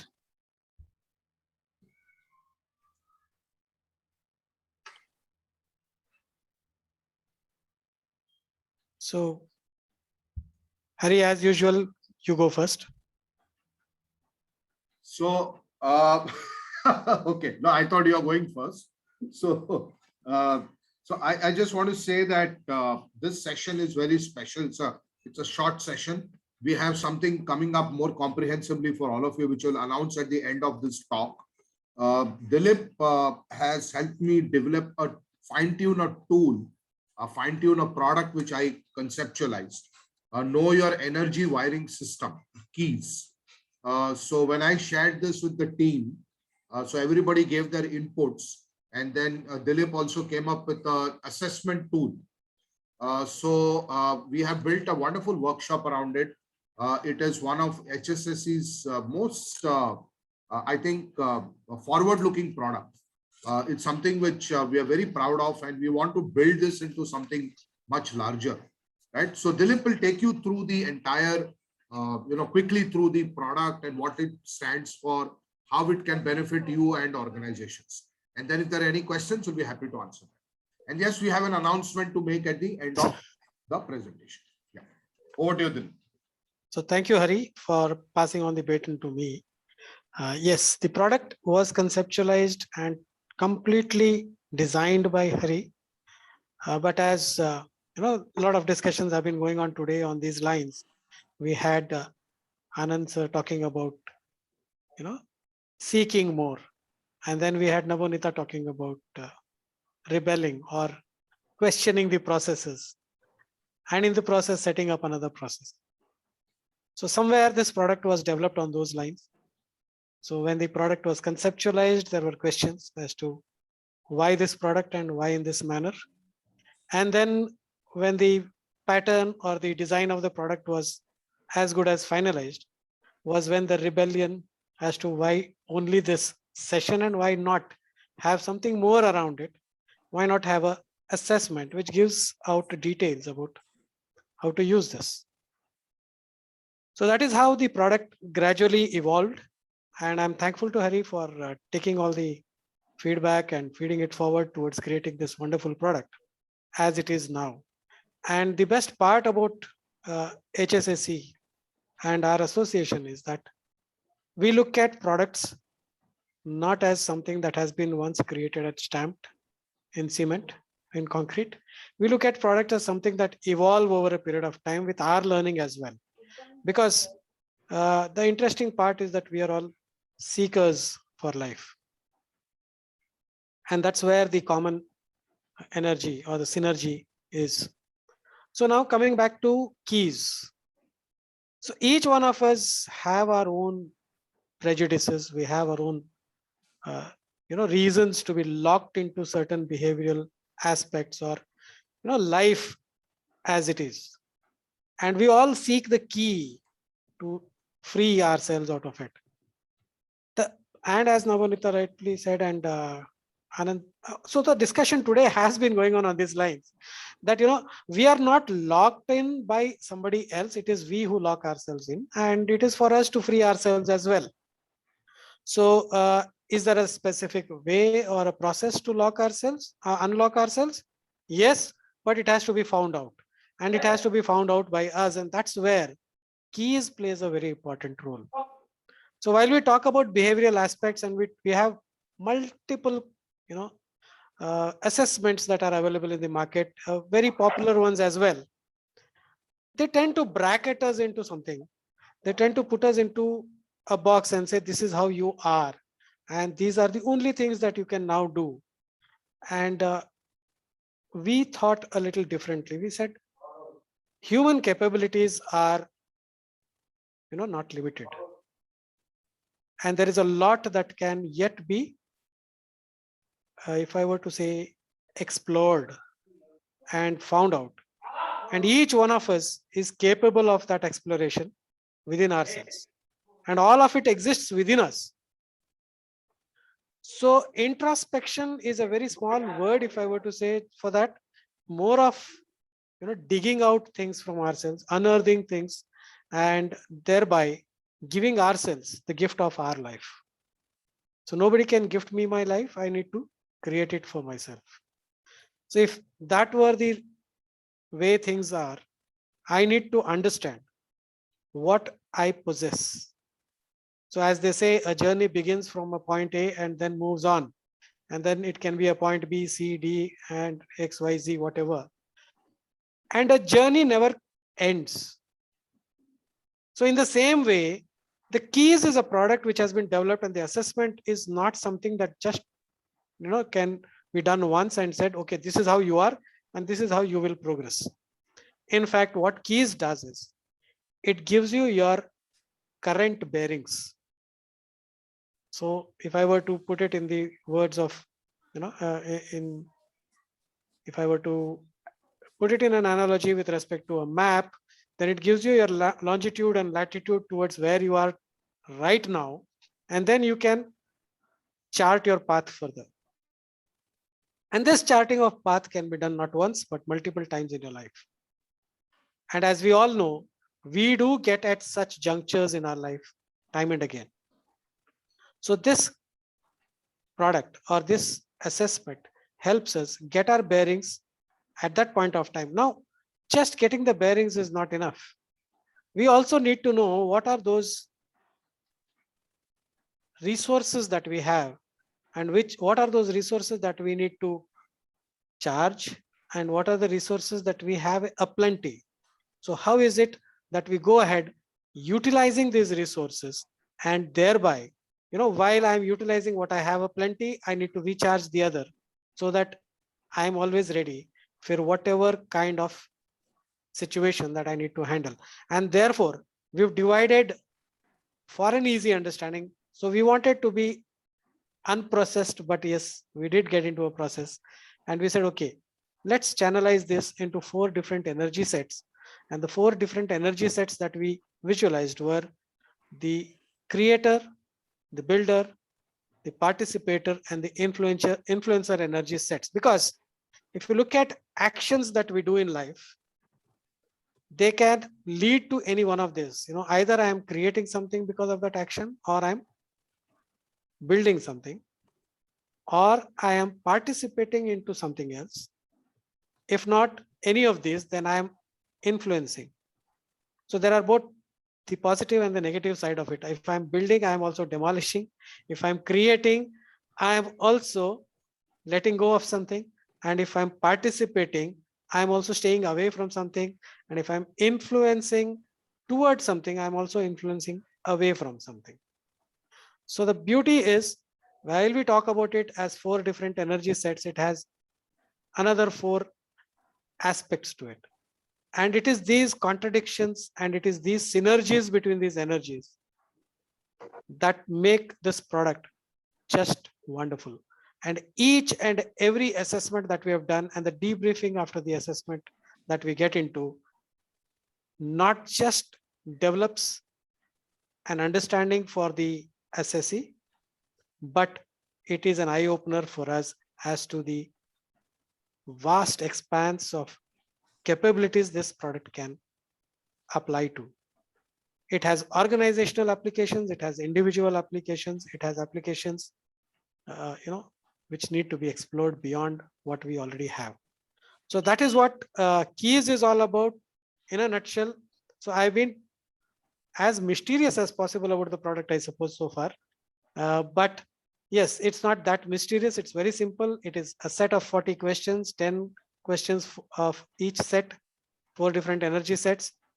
Responses are elicited, and basis those responses, a report is generated. It is as simple as that. However, everything begins after the report. And that's where, after the understanding, We also get to know whether we require the support of a coach, or we require to do away with the processes that we have and rebuild the processes. It helps align ourselves in these multiple ways and therefore build our own life. So that's what I would like to present about keys. And Hari, it's up to you to add whatever else you would want to.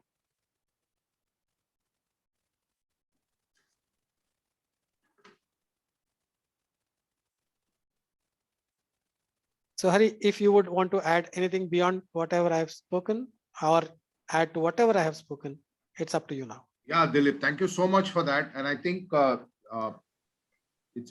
you have just given out enough to create curiosity around the product.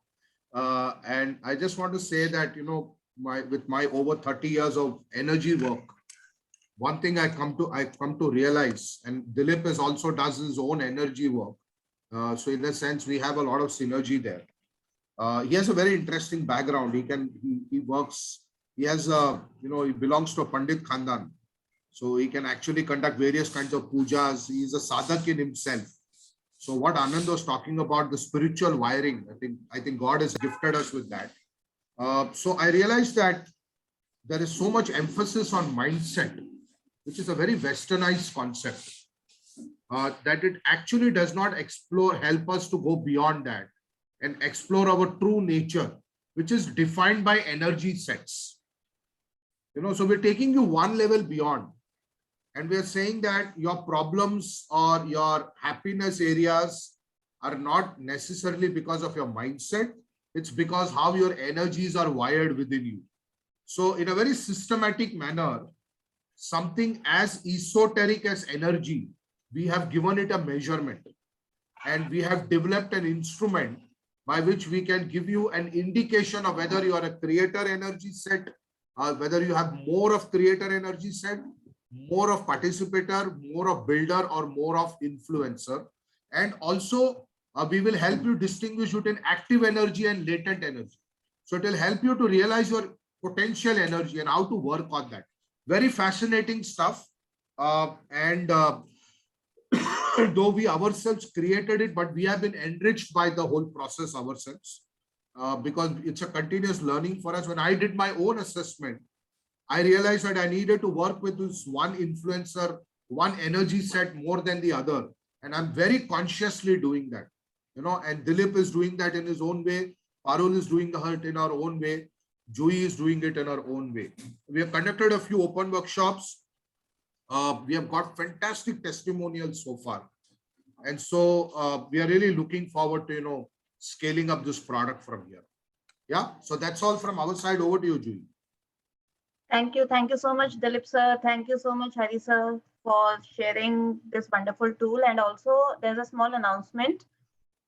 We are conducting a workshop around keys this 6th of February from 10 to 1. And for all our speakers, the registration is free of cost. And anyone else who wants to register for this workshop is priced at 5K. But for people attending today's workshop, this is strictly priced at Juhi, speakers and awardees, both. For the speakers and awardees, this is a special announcement by Hari sir that it is free of cost. For everyone else who are attending today, it is for 3K, which is a 5K workshop. And I'm sharing the registration link in the chat box. You can register through it. And highly recommended tool because it is an unusual assessment which brings you out of your own. So it is a self-introspection assessment, which is not usually designed. So it will help you introspect yourself from others' point of view. So it will help you unfold your, like we say in Johari window, you have one blind area. So it will help you unfold that blind area. So do register, highly recommended. And this will also help the entrepreneurs, the startups, and the HR professionals to scale up their business processes. And each one of them, Juhi, all the participants, it's a 10 to 1 workshop. After that, we will also have we'll have a 30 minutes one-to-one engagement with them, because they will receive a personalized report about their energy sets. So So for every assessment, there's a one-on-one session based on your reports, and those reports are also personalized. So it is not a generalized report, it's a personalized report. We spend time on that. Our experts spend their time, their energy to evaluate your responses, and then there is a 30 minutes one-on-one session. So do register. And now moving ahead, it is time for the third speaker of the day. So Juhi, in case we have a couple of minutes, if anybody has any questions around keys, so we'll be happy to answer that if we have the time. So we can spare a minute. Yeah, if anybody has a question around keys, we'll be happy to answer that. Or you can put it in the chat also and we can take it up later. And yes, Aparna ji, we definitely want you to be part of this, and maybe we can work on a collaboration model also with you. Once you have an idea of how this product works. Sure, look forward. Only thing is this 6th February seems to be a 6th Sunday. Feb, Sunday, 10 to 1. 10 to 1. So Yeah. certainly I will block my calendar now. Sure, thank you. Hari, Thank you. one question. How Yes, this Dev. product is different from Thomas tool disk? So all these difficult questions, I'll ask Dilip to answer. So disk was, the disk was our inspiration towards creating something different, because it gives out something that the disk doesn't. If that would suffice for now. The disk does not actually put me up on a path for a corrective action. It just sets me up that there is something wrong, and or I am like this, and you can be so many different things. So you can come back and try later. However, keys says this is why, what you are and how you are, and this is how you can move forward.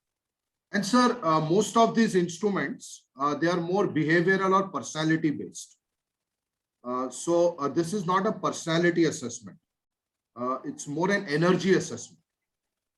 So it's far more dynamic in its approach, and it throws up some very interesting observations about that particular person. So in a sense, there is no comparison, because they are running on a different track and keys is running on a different track. Okay. But one may want to reconcile some of the observations. That's fine. But we are treating it as a very, as a completely new entity. Also, and it is not, and most of these tests are personality based. So we are not analyzing personality at all. also So we'll talk more about this. We have all these, queries, which will be answered in the workshop also.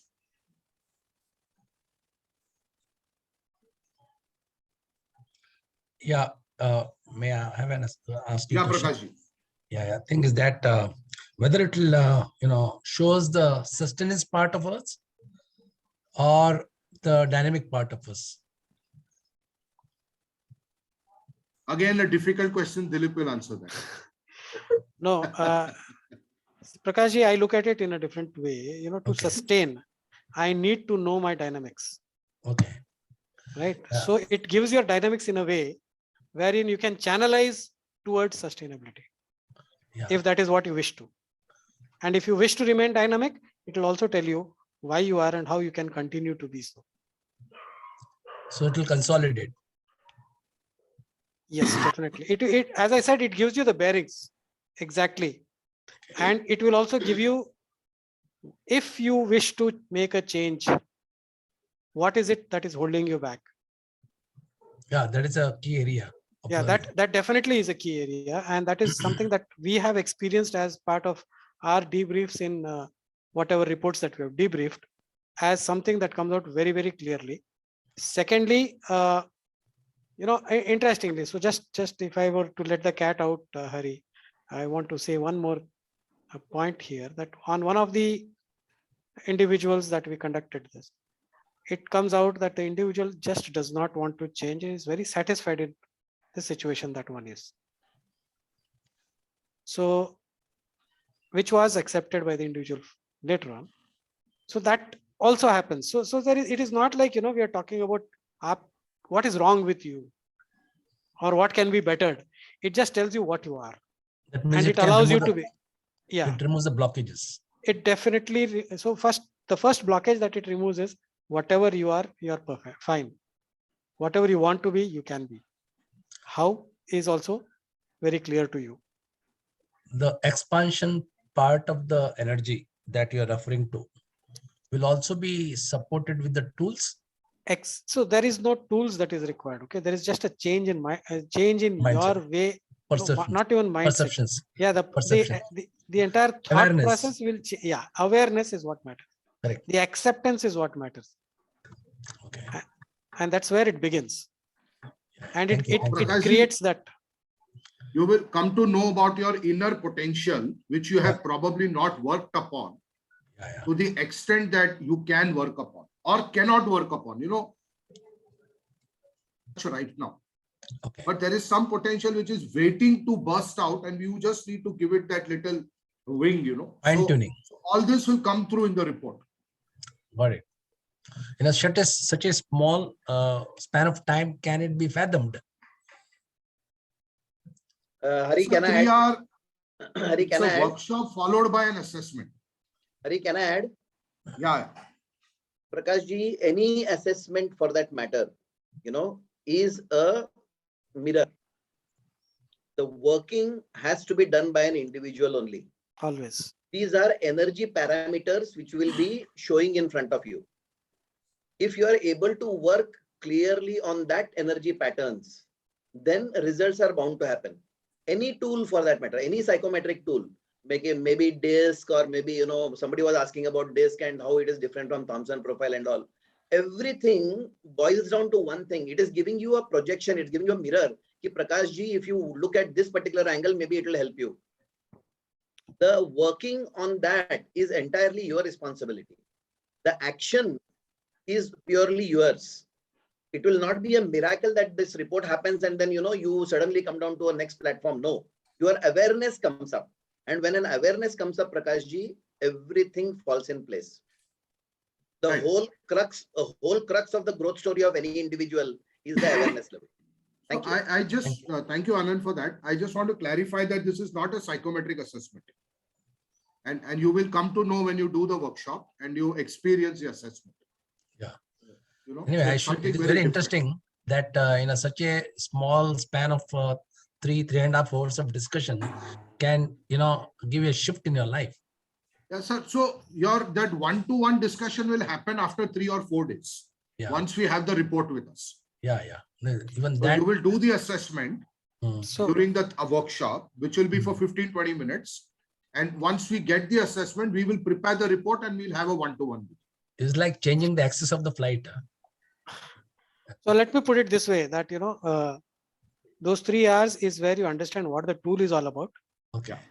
The 10-15 minutes you use the tool, and it is over the next 3-4 days that we work on the tool and come back to you with it. Okay. So that's how it is. It's a good. Right. I think we should not hold back Dev sir anymore. Yeah. It's a good deal. Thank you. Prakash ji, I look forward to you seeing in the workshop. And yeah. I am keen to do that. And in any case, if anyone has any questions around keys, you can definitely get in touch with us after the workshop, after this conclave, and we'll be able to handle your queries more appropriately and in a one-to-one and detailed manner. Just one thing that I wanted to add. There is a question by Nexus 6. I don't know who that is, but the question is that he's sure that it will give out something that we are not aware of. What I would want to add there is it will also probably establish what you're aware of. Yeah. Not just that you're not aware of. That's it. Thank you. Thank you. So that was an interesting discussion around keys. And moving forward, we have the last speaker for this conclave. Sir has been waiting for long, but like we say that the best is kept for the last. So here we have our next speaker, and a person who plays a very special role in my professional journey, because I started my journey under his guidance, and till now I've been following his ideas, his ideals, and his principles, and which is making me excel in the areas of HR. And to welcome our next speaker, we have Mr. Dev Kumar. He's a human capital strategist, a planner, and a leader with experience in leading HR functions in FMCG, automobile, telecom, and retailing business. His career reflects more than 25 years of experience in driving HR functions, and in his last corporate assignment, he was leading the HR function for Gujarat and Rajasthan Circle as Associate Director for Systema Sham Teleservices Limited under the brandship of MTS. In his past associations, he has delivered several successful HR projects for companies like Maruti Suzuki, Reliance Groups, and Dabur India. In his current assignment as an HR consultant, he inspires to design and develop robust working culture with well-defined HR processes and systems for his clients from MSME and startups. In his session on performance management, Mr. Dev Kumar will discuss how talent management processes have their relevance in the organization, and he will also highlight how performance management positively engages people and create a robust performance culture. He will also be sharing about a wonderful tool he has developed around PMS. So without wasting time, let us welcome Dev.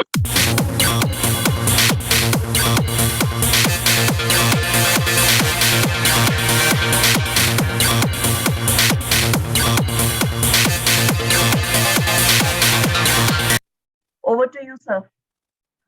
Thank you, Juhi, for a wonderful introduction.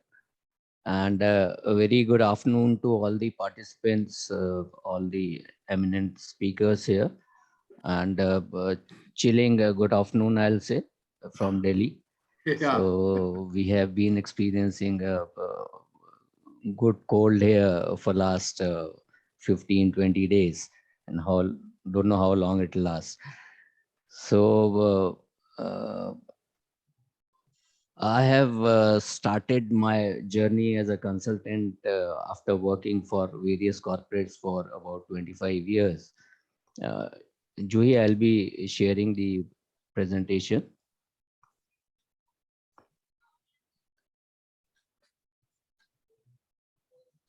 Yes, sir, yes, sir, you have the sharing rights. Am I visible? Yes, sir. But your PPT is not yet visible, sir. Not visible.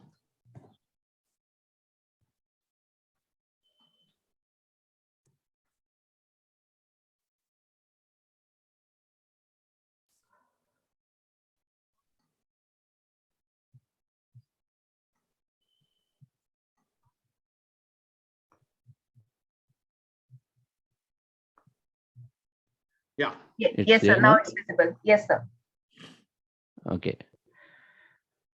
So, as I said, after working for 25 years into various corporates, I decided to take on consulting as an assignment. So, thought of having a target audience, and for that, MSME sector is one sector which I decided to work on, because this is the sector which we feel is still has a lot of potential to do on the HR front. It's very weak on the HR maturity, I will say. So if we look at the MSME as a sector, it especially on the HR processes and the maturity level, it has a very strong top-down approach. And when we look at the this quote of Peter Drucker, the test of an organization is not the genius, but it lies more on its leadership ability and capacity to make common people achieve uncommon performance. So everything moves around the leadership, how they approach the HR processes in the organization, and how they wanted to drive the HR in the organization.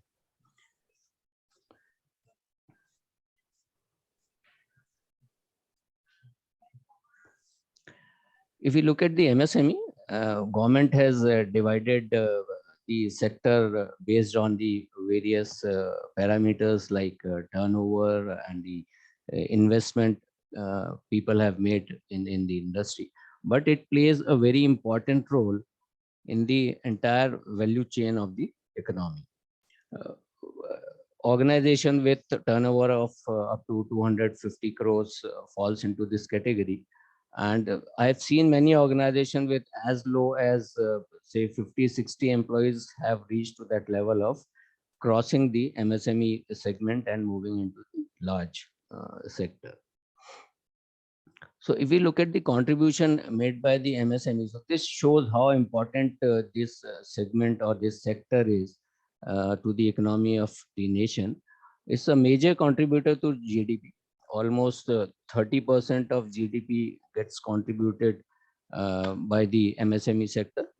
45% contribution in the manufacturing sector itself. If we just look at the overall contribution of manufacturing sector, 45% come from the MSME. It's a backbone of large enterprises in backward value chain.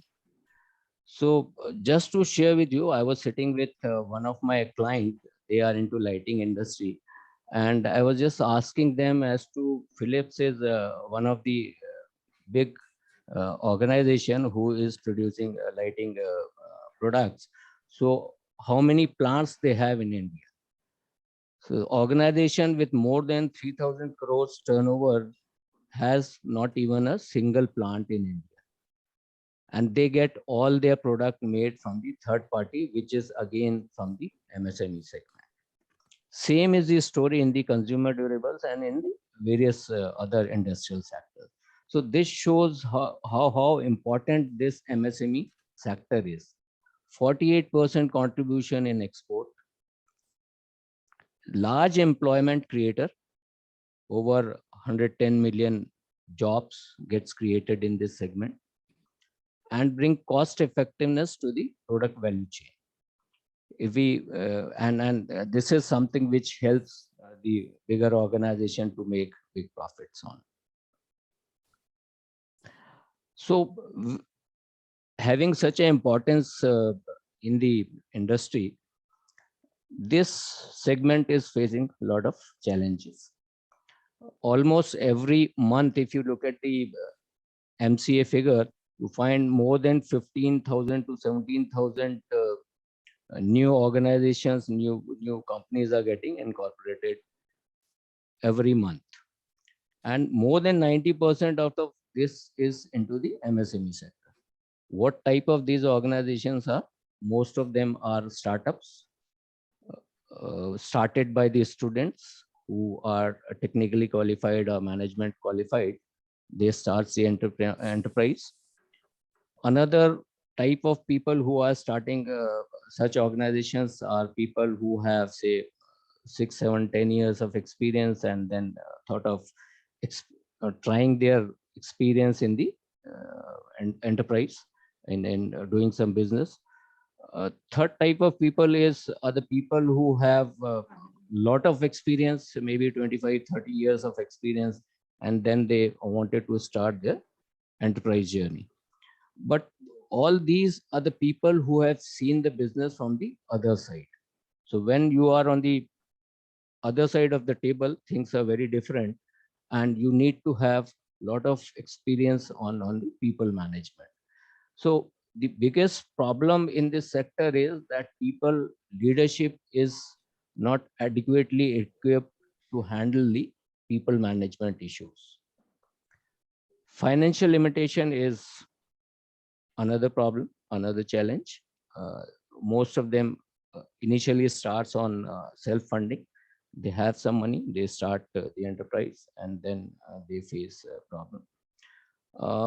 Uncertainty and a VUCA environment is again a challenge, especially for the MSME segment.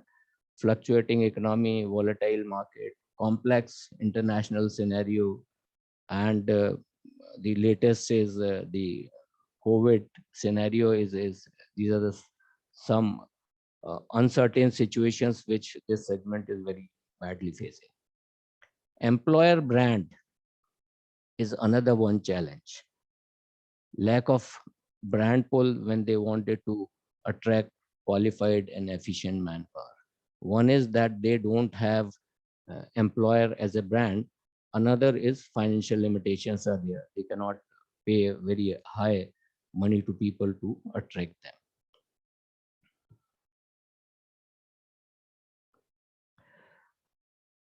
When we look at the 5 M's of business resources, we find any organization has to be successful if they effectively use these 5 M's, that is man, money, material, machine, and method.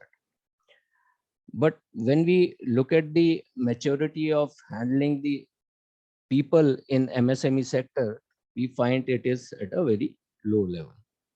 And although it's the people who are most important and who are driving the all other M's like money, material, machine, and method, they all are efficiently driven by the people only.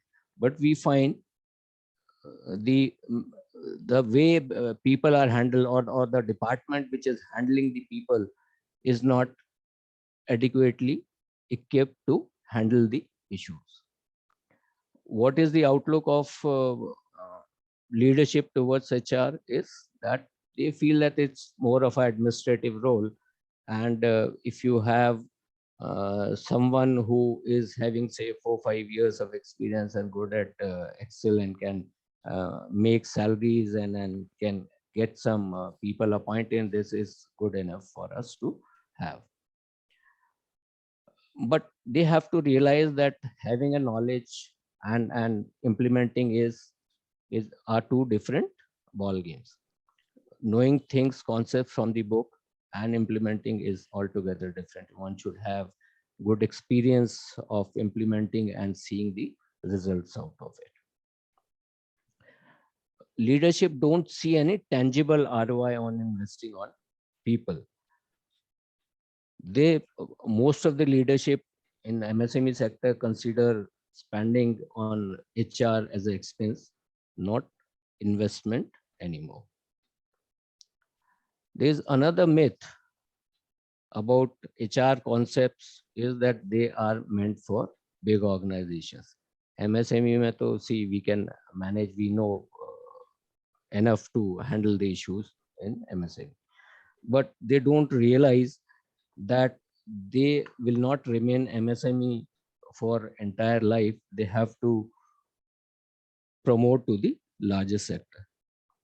It is like dreaming to swim in the ocean, but you are not trying to learn the swimming in the swimming pool, but you are waiting to be diving in the ocean and learning the swim. So it will not happen.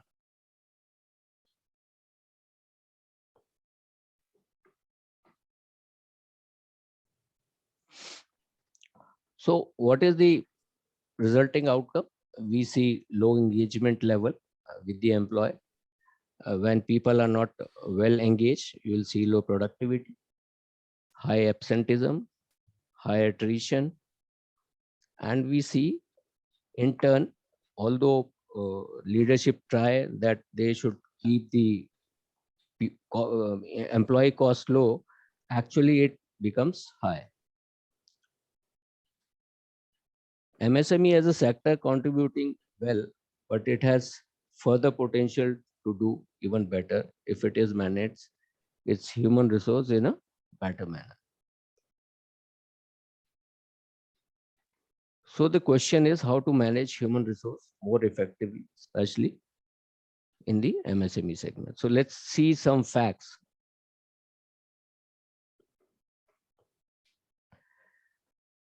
We have to look at the demography as to how things are changing on a demography front. The median age in India is at 28 years right now. That means that 50% of population of India is below 28 years of age. World's highest population of young people is there in India. Right now, India is just riding on the crest of demographic dividend, and this dividend will be there for another maybe 10 to 15 years. 41% of population below 18 years of age, 26% of population in the age group of 0 to 15 years.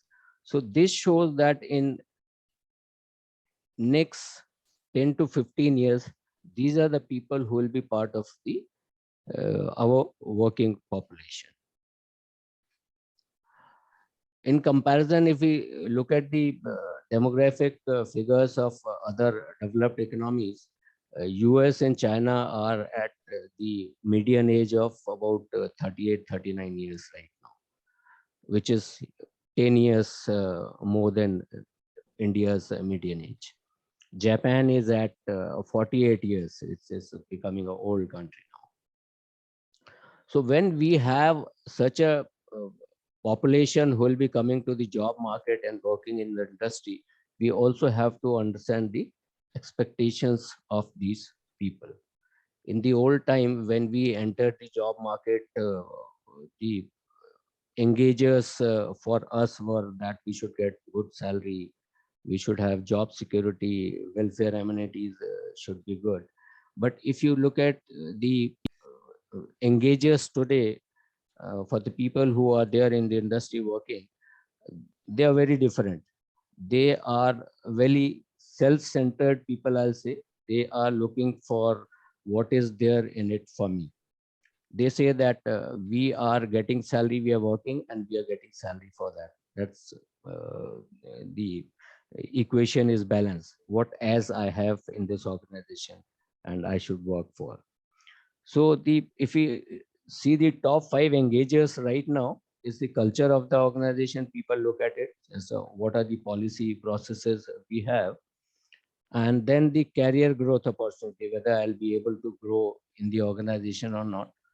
What learning and development opportunity I have in the organization, whether I'll be able to grow and develop here, whether my contribution get recognized. And most important is manager capability. They are looking for whether I am working in a person who himself is capable to give something to me or not. So what is the learning is, know your people and their aspiration before managing them.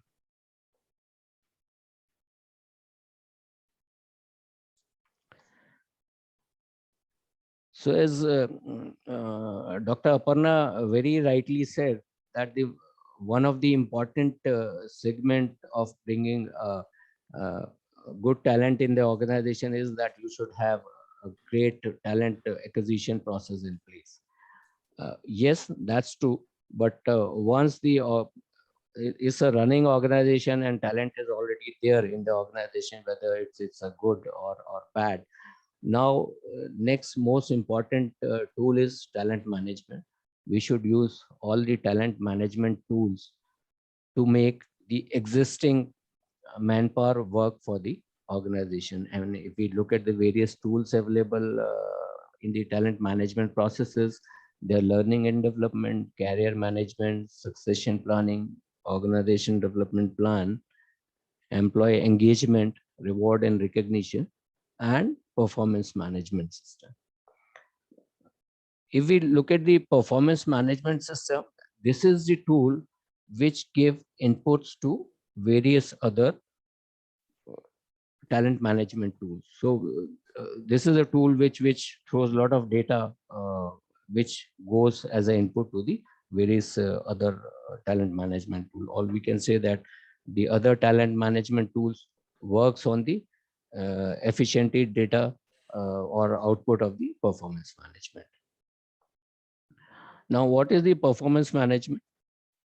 If we look at performance management is a continuous process of assessing and improving the performance by setting individual and team goals which are aligned to the strategic goal of the organization. Planning performance to achieve the goals, reviewing and assessing progress, and developing the knowledge, skill, and abilities. Any PMS is set to be a good if it is aligned individual goals to the organization goals. So that is a most important thing, that individuals performance helps the organization to achieve its own goals.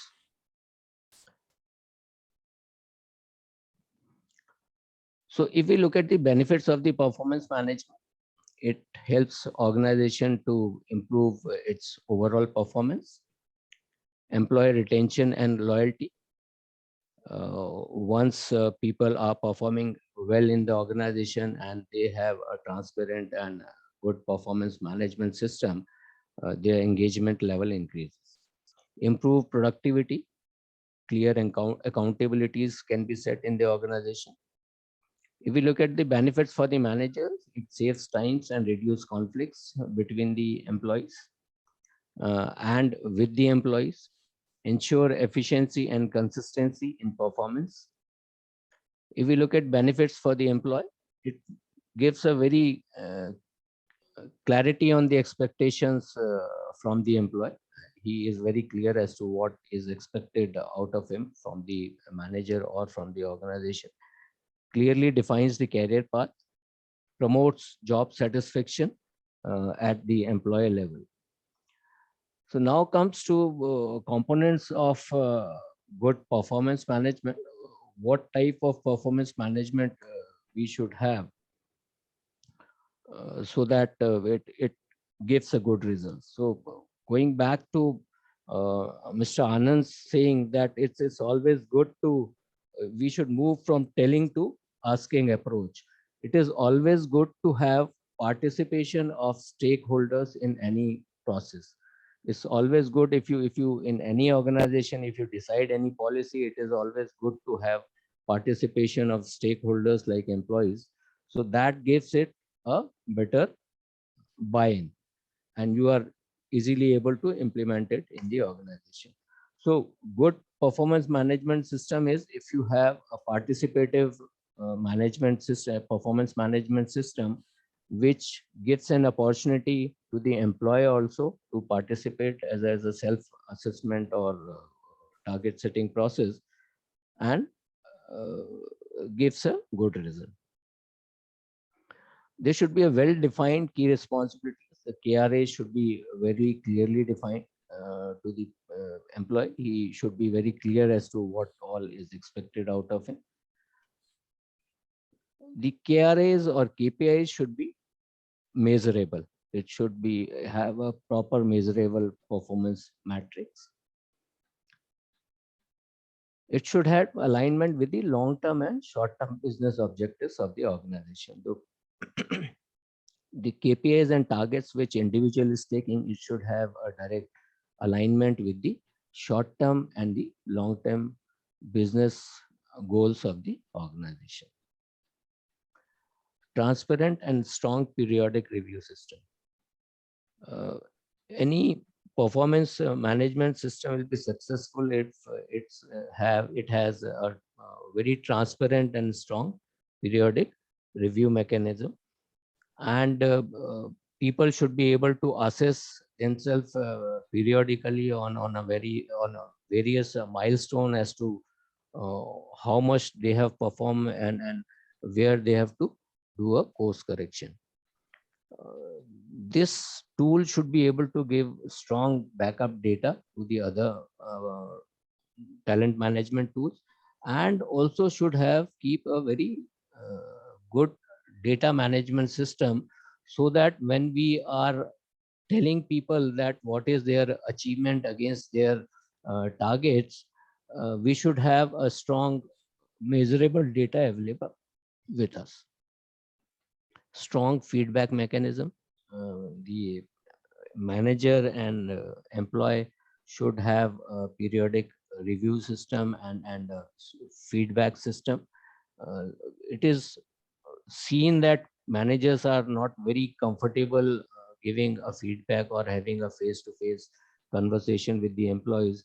Employee also don't feel comfortable talking to his manager as to what are their drawbacks, where they have not performed or where they have been able to perform. So we should be able to generate such a culture in the organization where managers and employees both are very comfortable talking to each other. it should generate useful output for other talent management tool. And one thing we have seen that the entire performance management should have a combination of evaluating on the KPIs and on the competencies also, because many time it is seen that because of the external factors, people are able to achieve their targets or not able to achieve their targets because of external factors, even when they have competencies. So it's a vice versa also. People are able to ride the wave in the market and able to achieve their KPIs without having a desired competency level with them. So we should have a combination of KPIs and competency evaluation, and both should have a proper weightage in the system. Standardization of result. This is again a very important factor. Uh, During our times when we did our 10th class or 12th class, reaching 60% marks was considered to be very, very good. We were just feeling good that if we have achieved the first class results. But today, if we talk to any parent, if his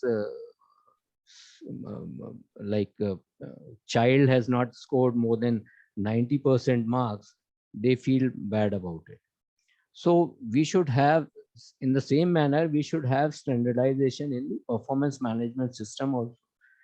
Like it should not be a individual based standardization, but it should be a one standardization which everyone has to follow.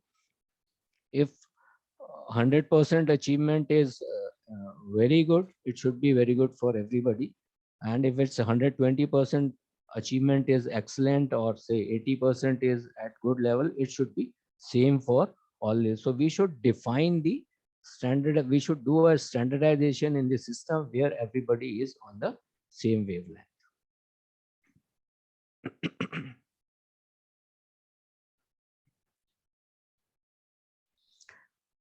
This is what we have seen that should be what are the components of good performance system. Whereas if we look at the real-time scenario, especially in the MSME segment, it's just considered as an annual ritual to provide salary increments. People don't see it as a very strong talent management tool. No active participation of employees in the assessment process. We have seen just many times it happens that just manager gives some ratings to each and every employee, and it gets finalized without even having a participation of employee. Lack of transparency and fairness in the process, highly impression based, closed and confidential process between HR and management. Many times people don't even know on what basis they have been given increments or other ratings. It just gets decided between manager and HR. Assessment is highly subjective with no standardization of results. Many times it is seen that people don't even know their KPIs as to what all is expected from them and what are the targets. No discussion between manager and employee as a feedback and improvement mechanism. As I said, people shrag having a face-to-face discussion with employees. So no strong linkage and standardization between performance and the rewards. Maybe a leadership team just sit with the Excel sheet and decide, okay, you give say 1,000 rupees increment to this person, 500 without having great standardization between the performance and the reward. No scientific assessment of potential and competency of an individual. People are hardly aware of how to assess the competency and how to go about it. They just assess people on the KPIs and on their impression, and then they give the increments or whatever they have to decide on it. So looking at the challenges and the real-time scenario in the MSME, we have developed one online performance management tool, which is called Kriya Aklan. Kriya Ka Aklan, we have generated this name from. This is the landing page we have, and we have implemented this in some of the organizations who are effectively using it.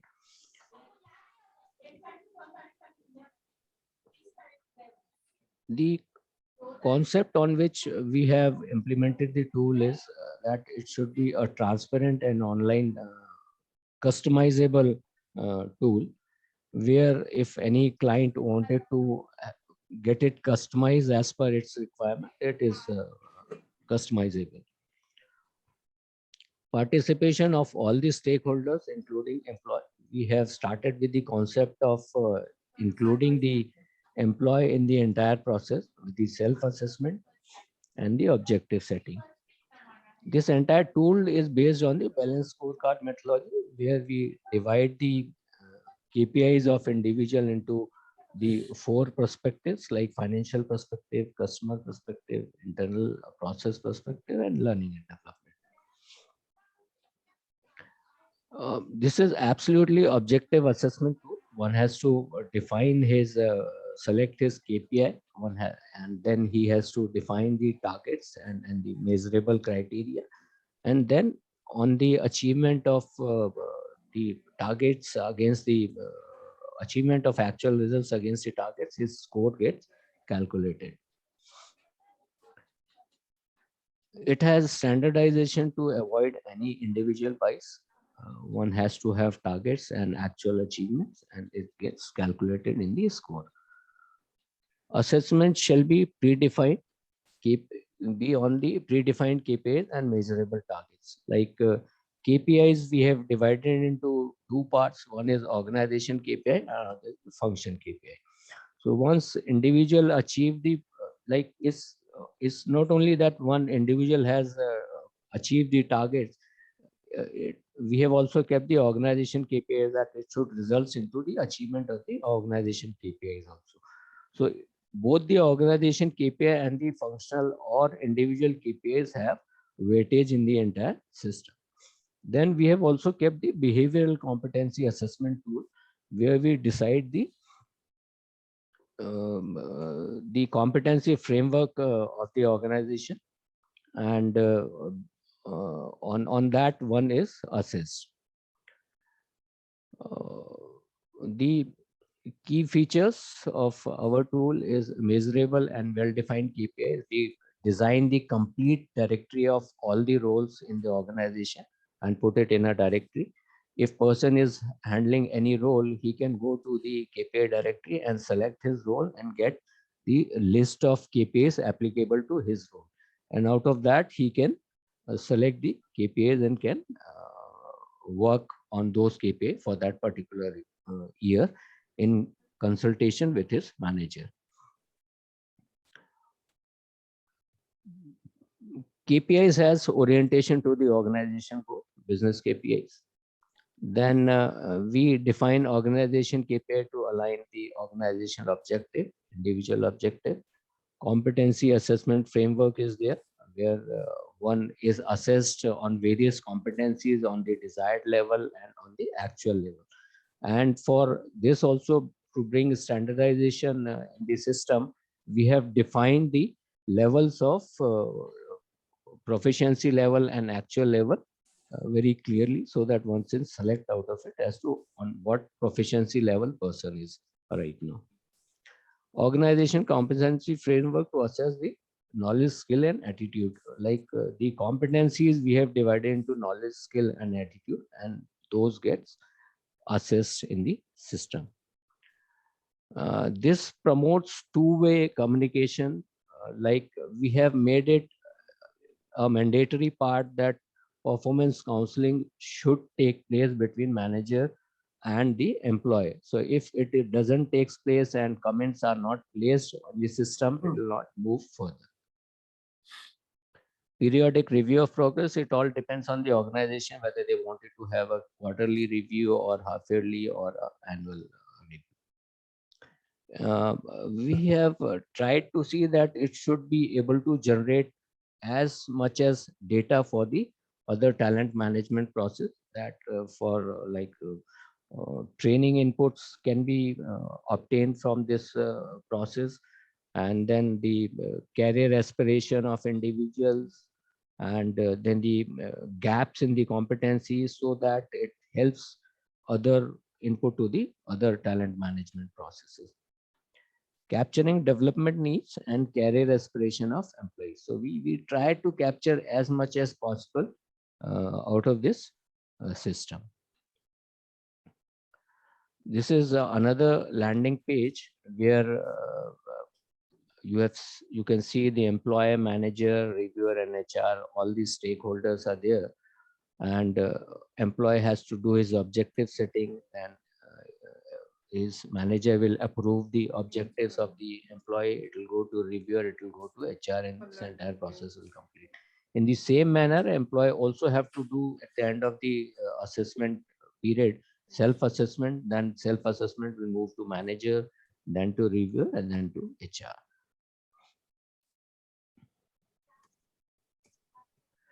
This is how it looks like, where we are capturing the KPIs as to entire dashboard of employer details will come, and then you can see the organization or the individual KPIs below that.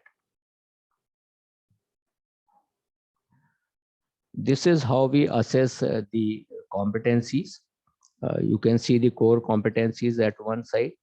Then we have described as to what this core competency means.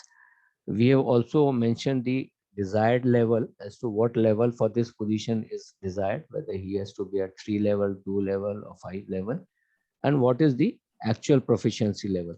And actual proficiency level, what level 3 means, we have explained this entire thing here. If person is at 2 level, that description will come here. So there will be a standardization when people are assessing the proficiency level. So this is what we have right now. So like all these speakers said, we should always have, and this is applicable especially to the MSME leadership, that we should always have guru in place if he wanted to flourish, and if he wanted to grow. Because Chanakya said that you should have Vrid Sahayog, you should have the company of experienced people with you. So this is from my side.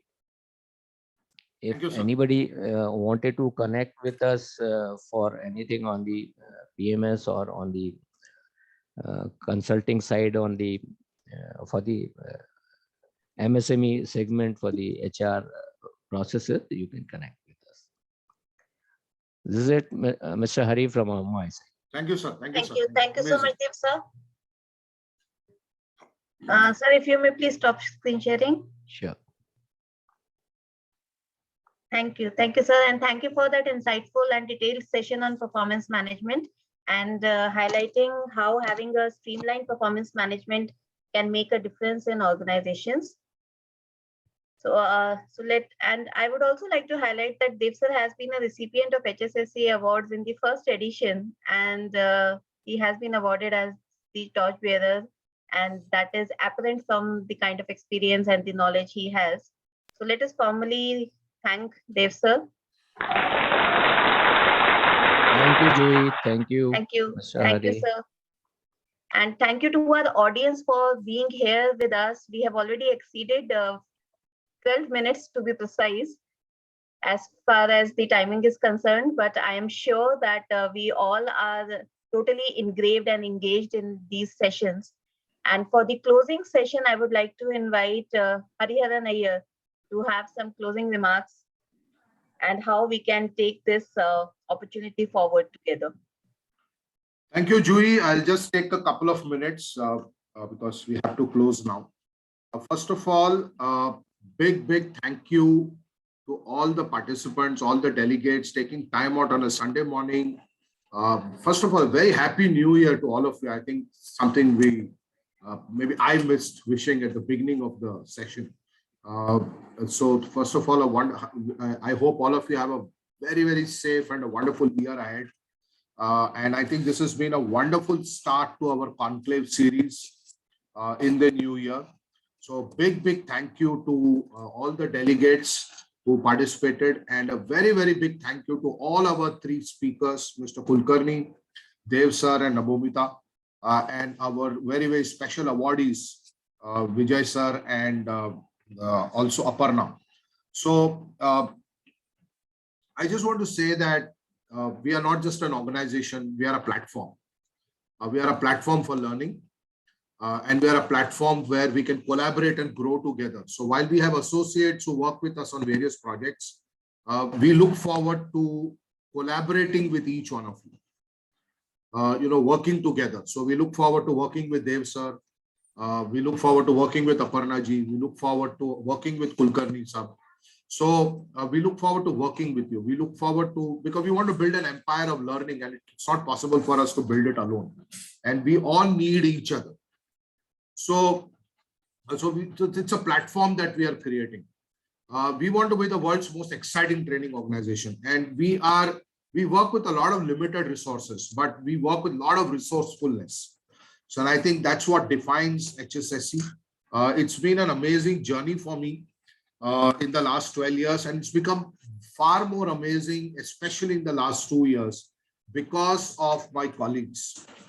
I have no words to express how grateful I am to people like Juhi, to Parul, to Dilip. They're just such a fantastic team, and we work together, we laugh together, we pull each other's legs. We should attend one of our HSSC meetings where we have to motivate ourselves to get down to doing some serious talk. So it's great fun. It's fun to work together. And so I have no words to thank the team out here for putting up this show again and again, month after month, and for doing such an amazing job. And Joey, you're a professional host. So I think I would request all of you to please give a big round of applause to Joey and Parul for the amazing hosting, introduction. And the way Parul spoke about HSSC today did not look like it's my company only anymore. And that's the vision, that more people embrace the platform. More people come together. Let's work together. There's so much work to be done. The problem is, when you work alone, you can only do so much work. But when you work together, then no recession matters, no pandemic matters.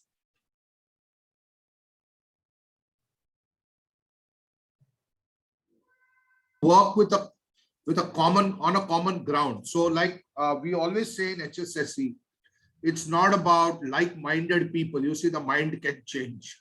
It's about like-hearted people. We want to connect with people. We want to be associated for a lifetime. We want to work together. And there's so much work to be done. And you might be thinking this guy is obsessed. Yes, I am. I'm very obsessed with my work, very obsessed with HSSC. There is no other purpose in life, of course, apart from doing good for the family, taking care of them, and of course, and building HSSC.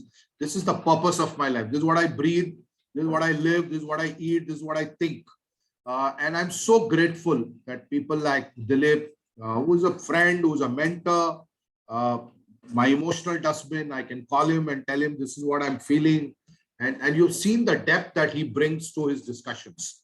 And he has owned keys. It's almost like it's no longer my product. It's like completely into it. He has understood the product so well. He has refined it. So thank you guys. Thank you so much for being a part of this journey. I invite all of you to be part of this very exciting training organization. And trust me, we are there somewhere in the universe in a small way right now, but God willing, it's going to become something very big, very substantial. And I have no doubt in my mind about the capability of the organization. The organizational capability is just amazing. You name any sector and we can deliver some great programs, great products, whether it is insurance, life insurance, any kind of insurance sector, whether it is pharma, whether it is real estate, whether it is FMCG, hotel industry, we are there, IT distribution, SMEs, we are there. We want to be there everywhere. You know, we have done of late, we have been doing some work with public sector giants like Gale also. So I think there's a lot to be done together. There's very little to be done alone. And I think there's a lot to be done together. And we are building an organization of entrepreneurs for entrepreneurs by entrepreneurs. You know, I'm inspired by Abraham Lincoln's quote. So it's a company of entrepreneurs for entrepreneurs and by entrepreneurs. And we want to invite all entrepreneurs to come together. You do what you're doing, but also do something with us is my invitation. Once again, thank you very, very much for being part of this very, very special Sunday conclave. And we successfully concluded and conducted our 5th HR conclave. So thanks to the team, and ladies and gentlemen, do take good care of yourself. And you will keep hearing a lot from us. Keep in touch and be part of our HSSC WhatsApp group. We share a lot of interesting learnings. This conclave will be made available on YouTube later on, and I'll share the link. So thank you very much once again, and God bless all of you. Thank you. Thank you, Hari sir, and thank you all the delegates, all the speakers for joining us. And since we started on an energy note, this is also a month of the Republic Day.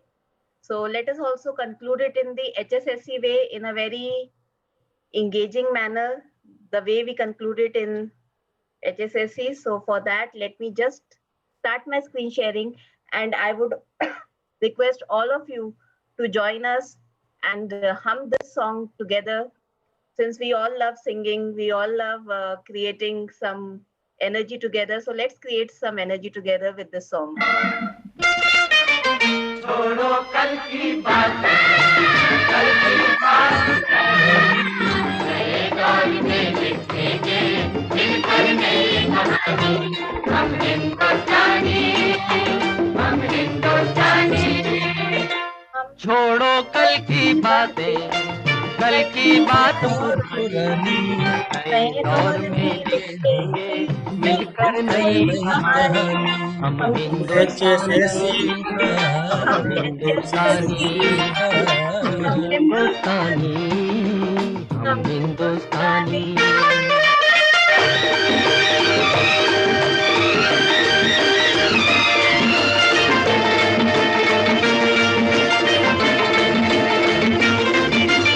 आज पुरानी जंजीरों को तोड़ चुके हैं, ना देखे उस मंजिल को जो छोड़ चुके हैं।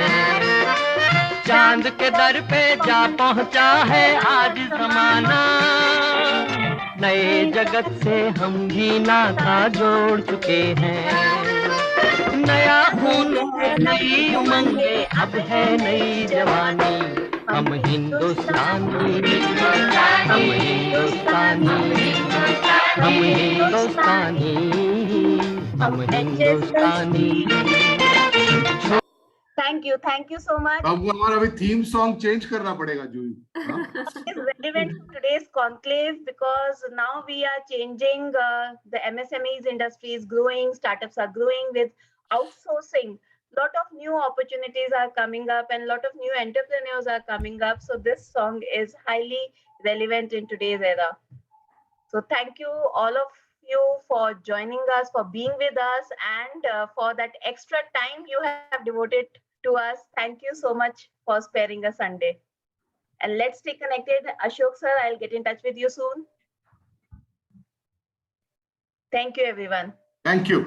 Thank you, everyone. Have a great day.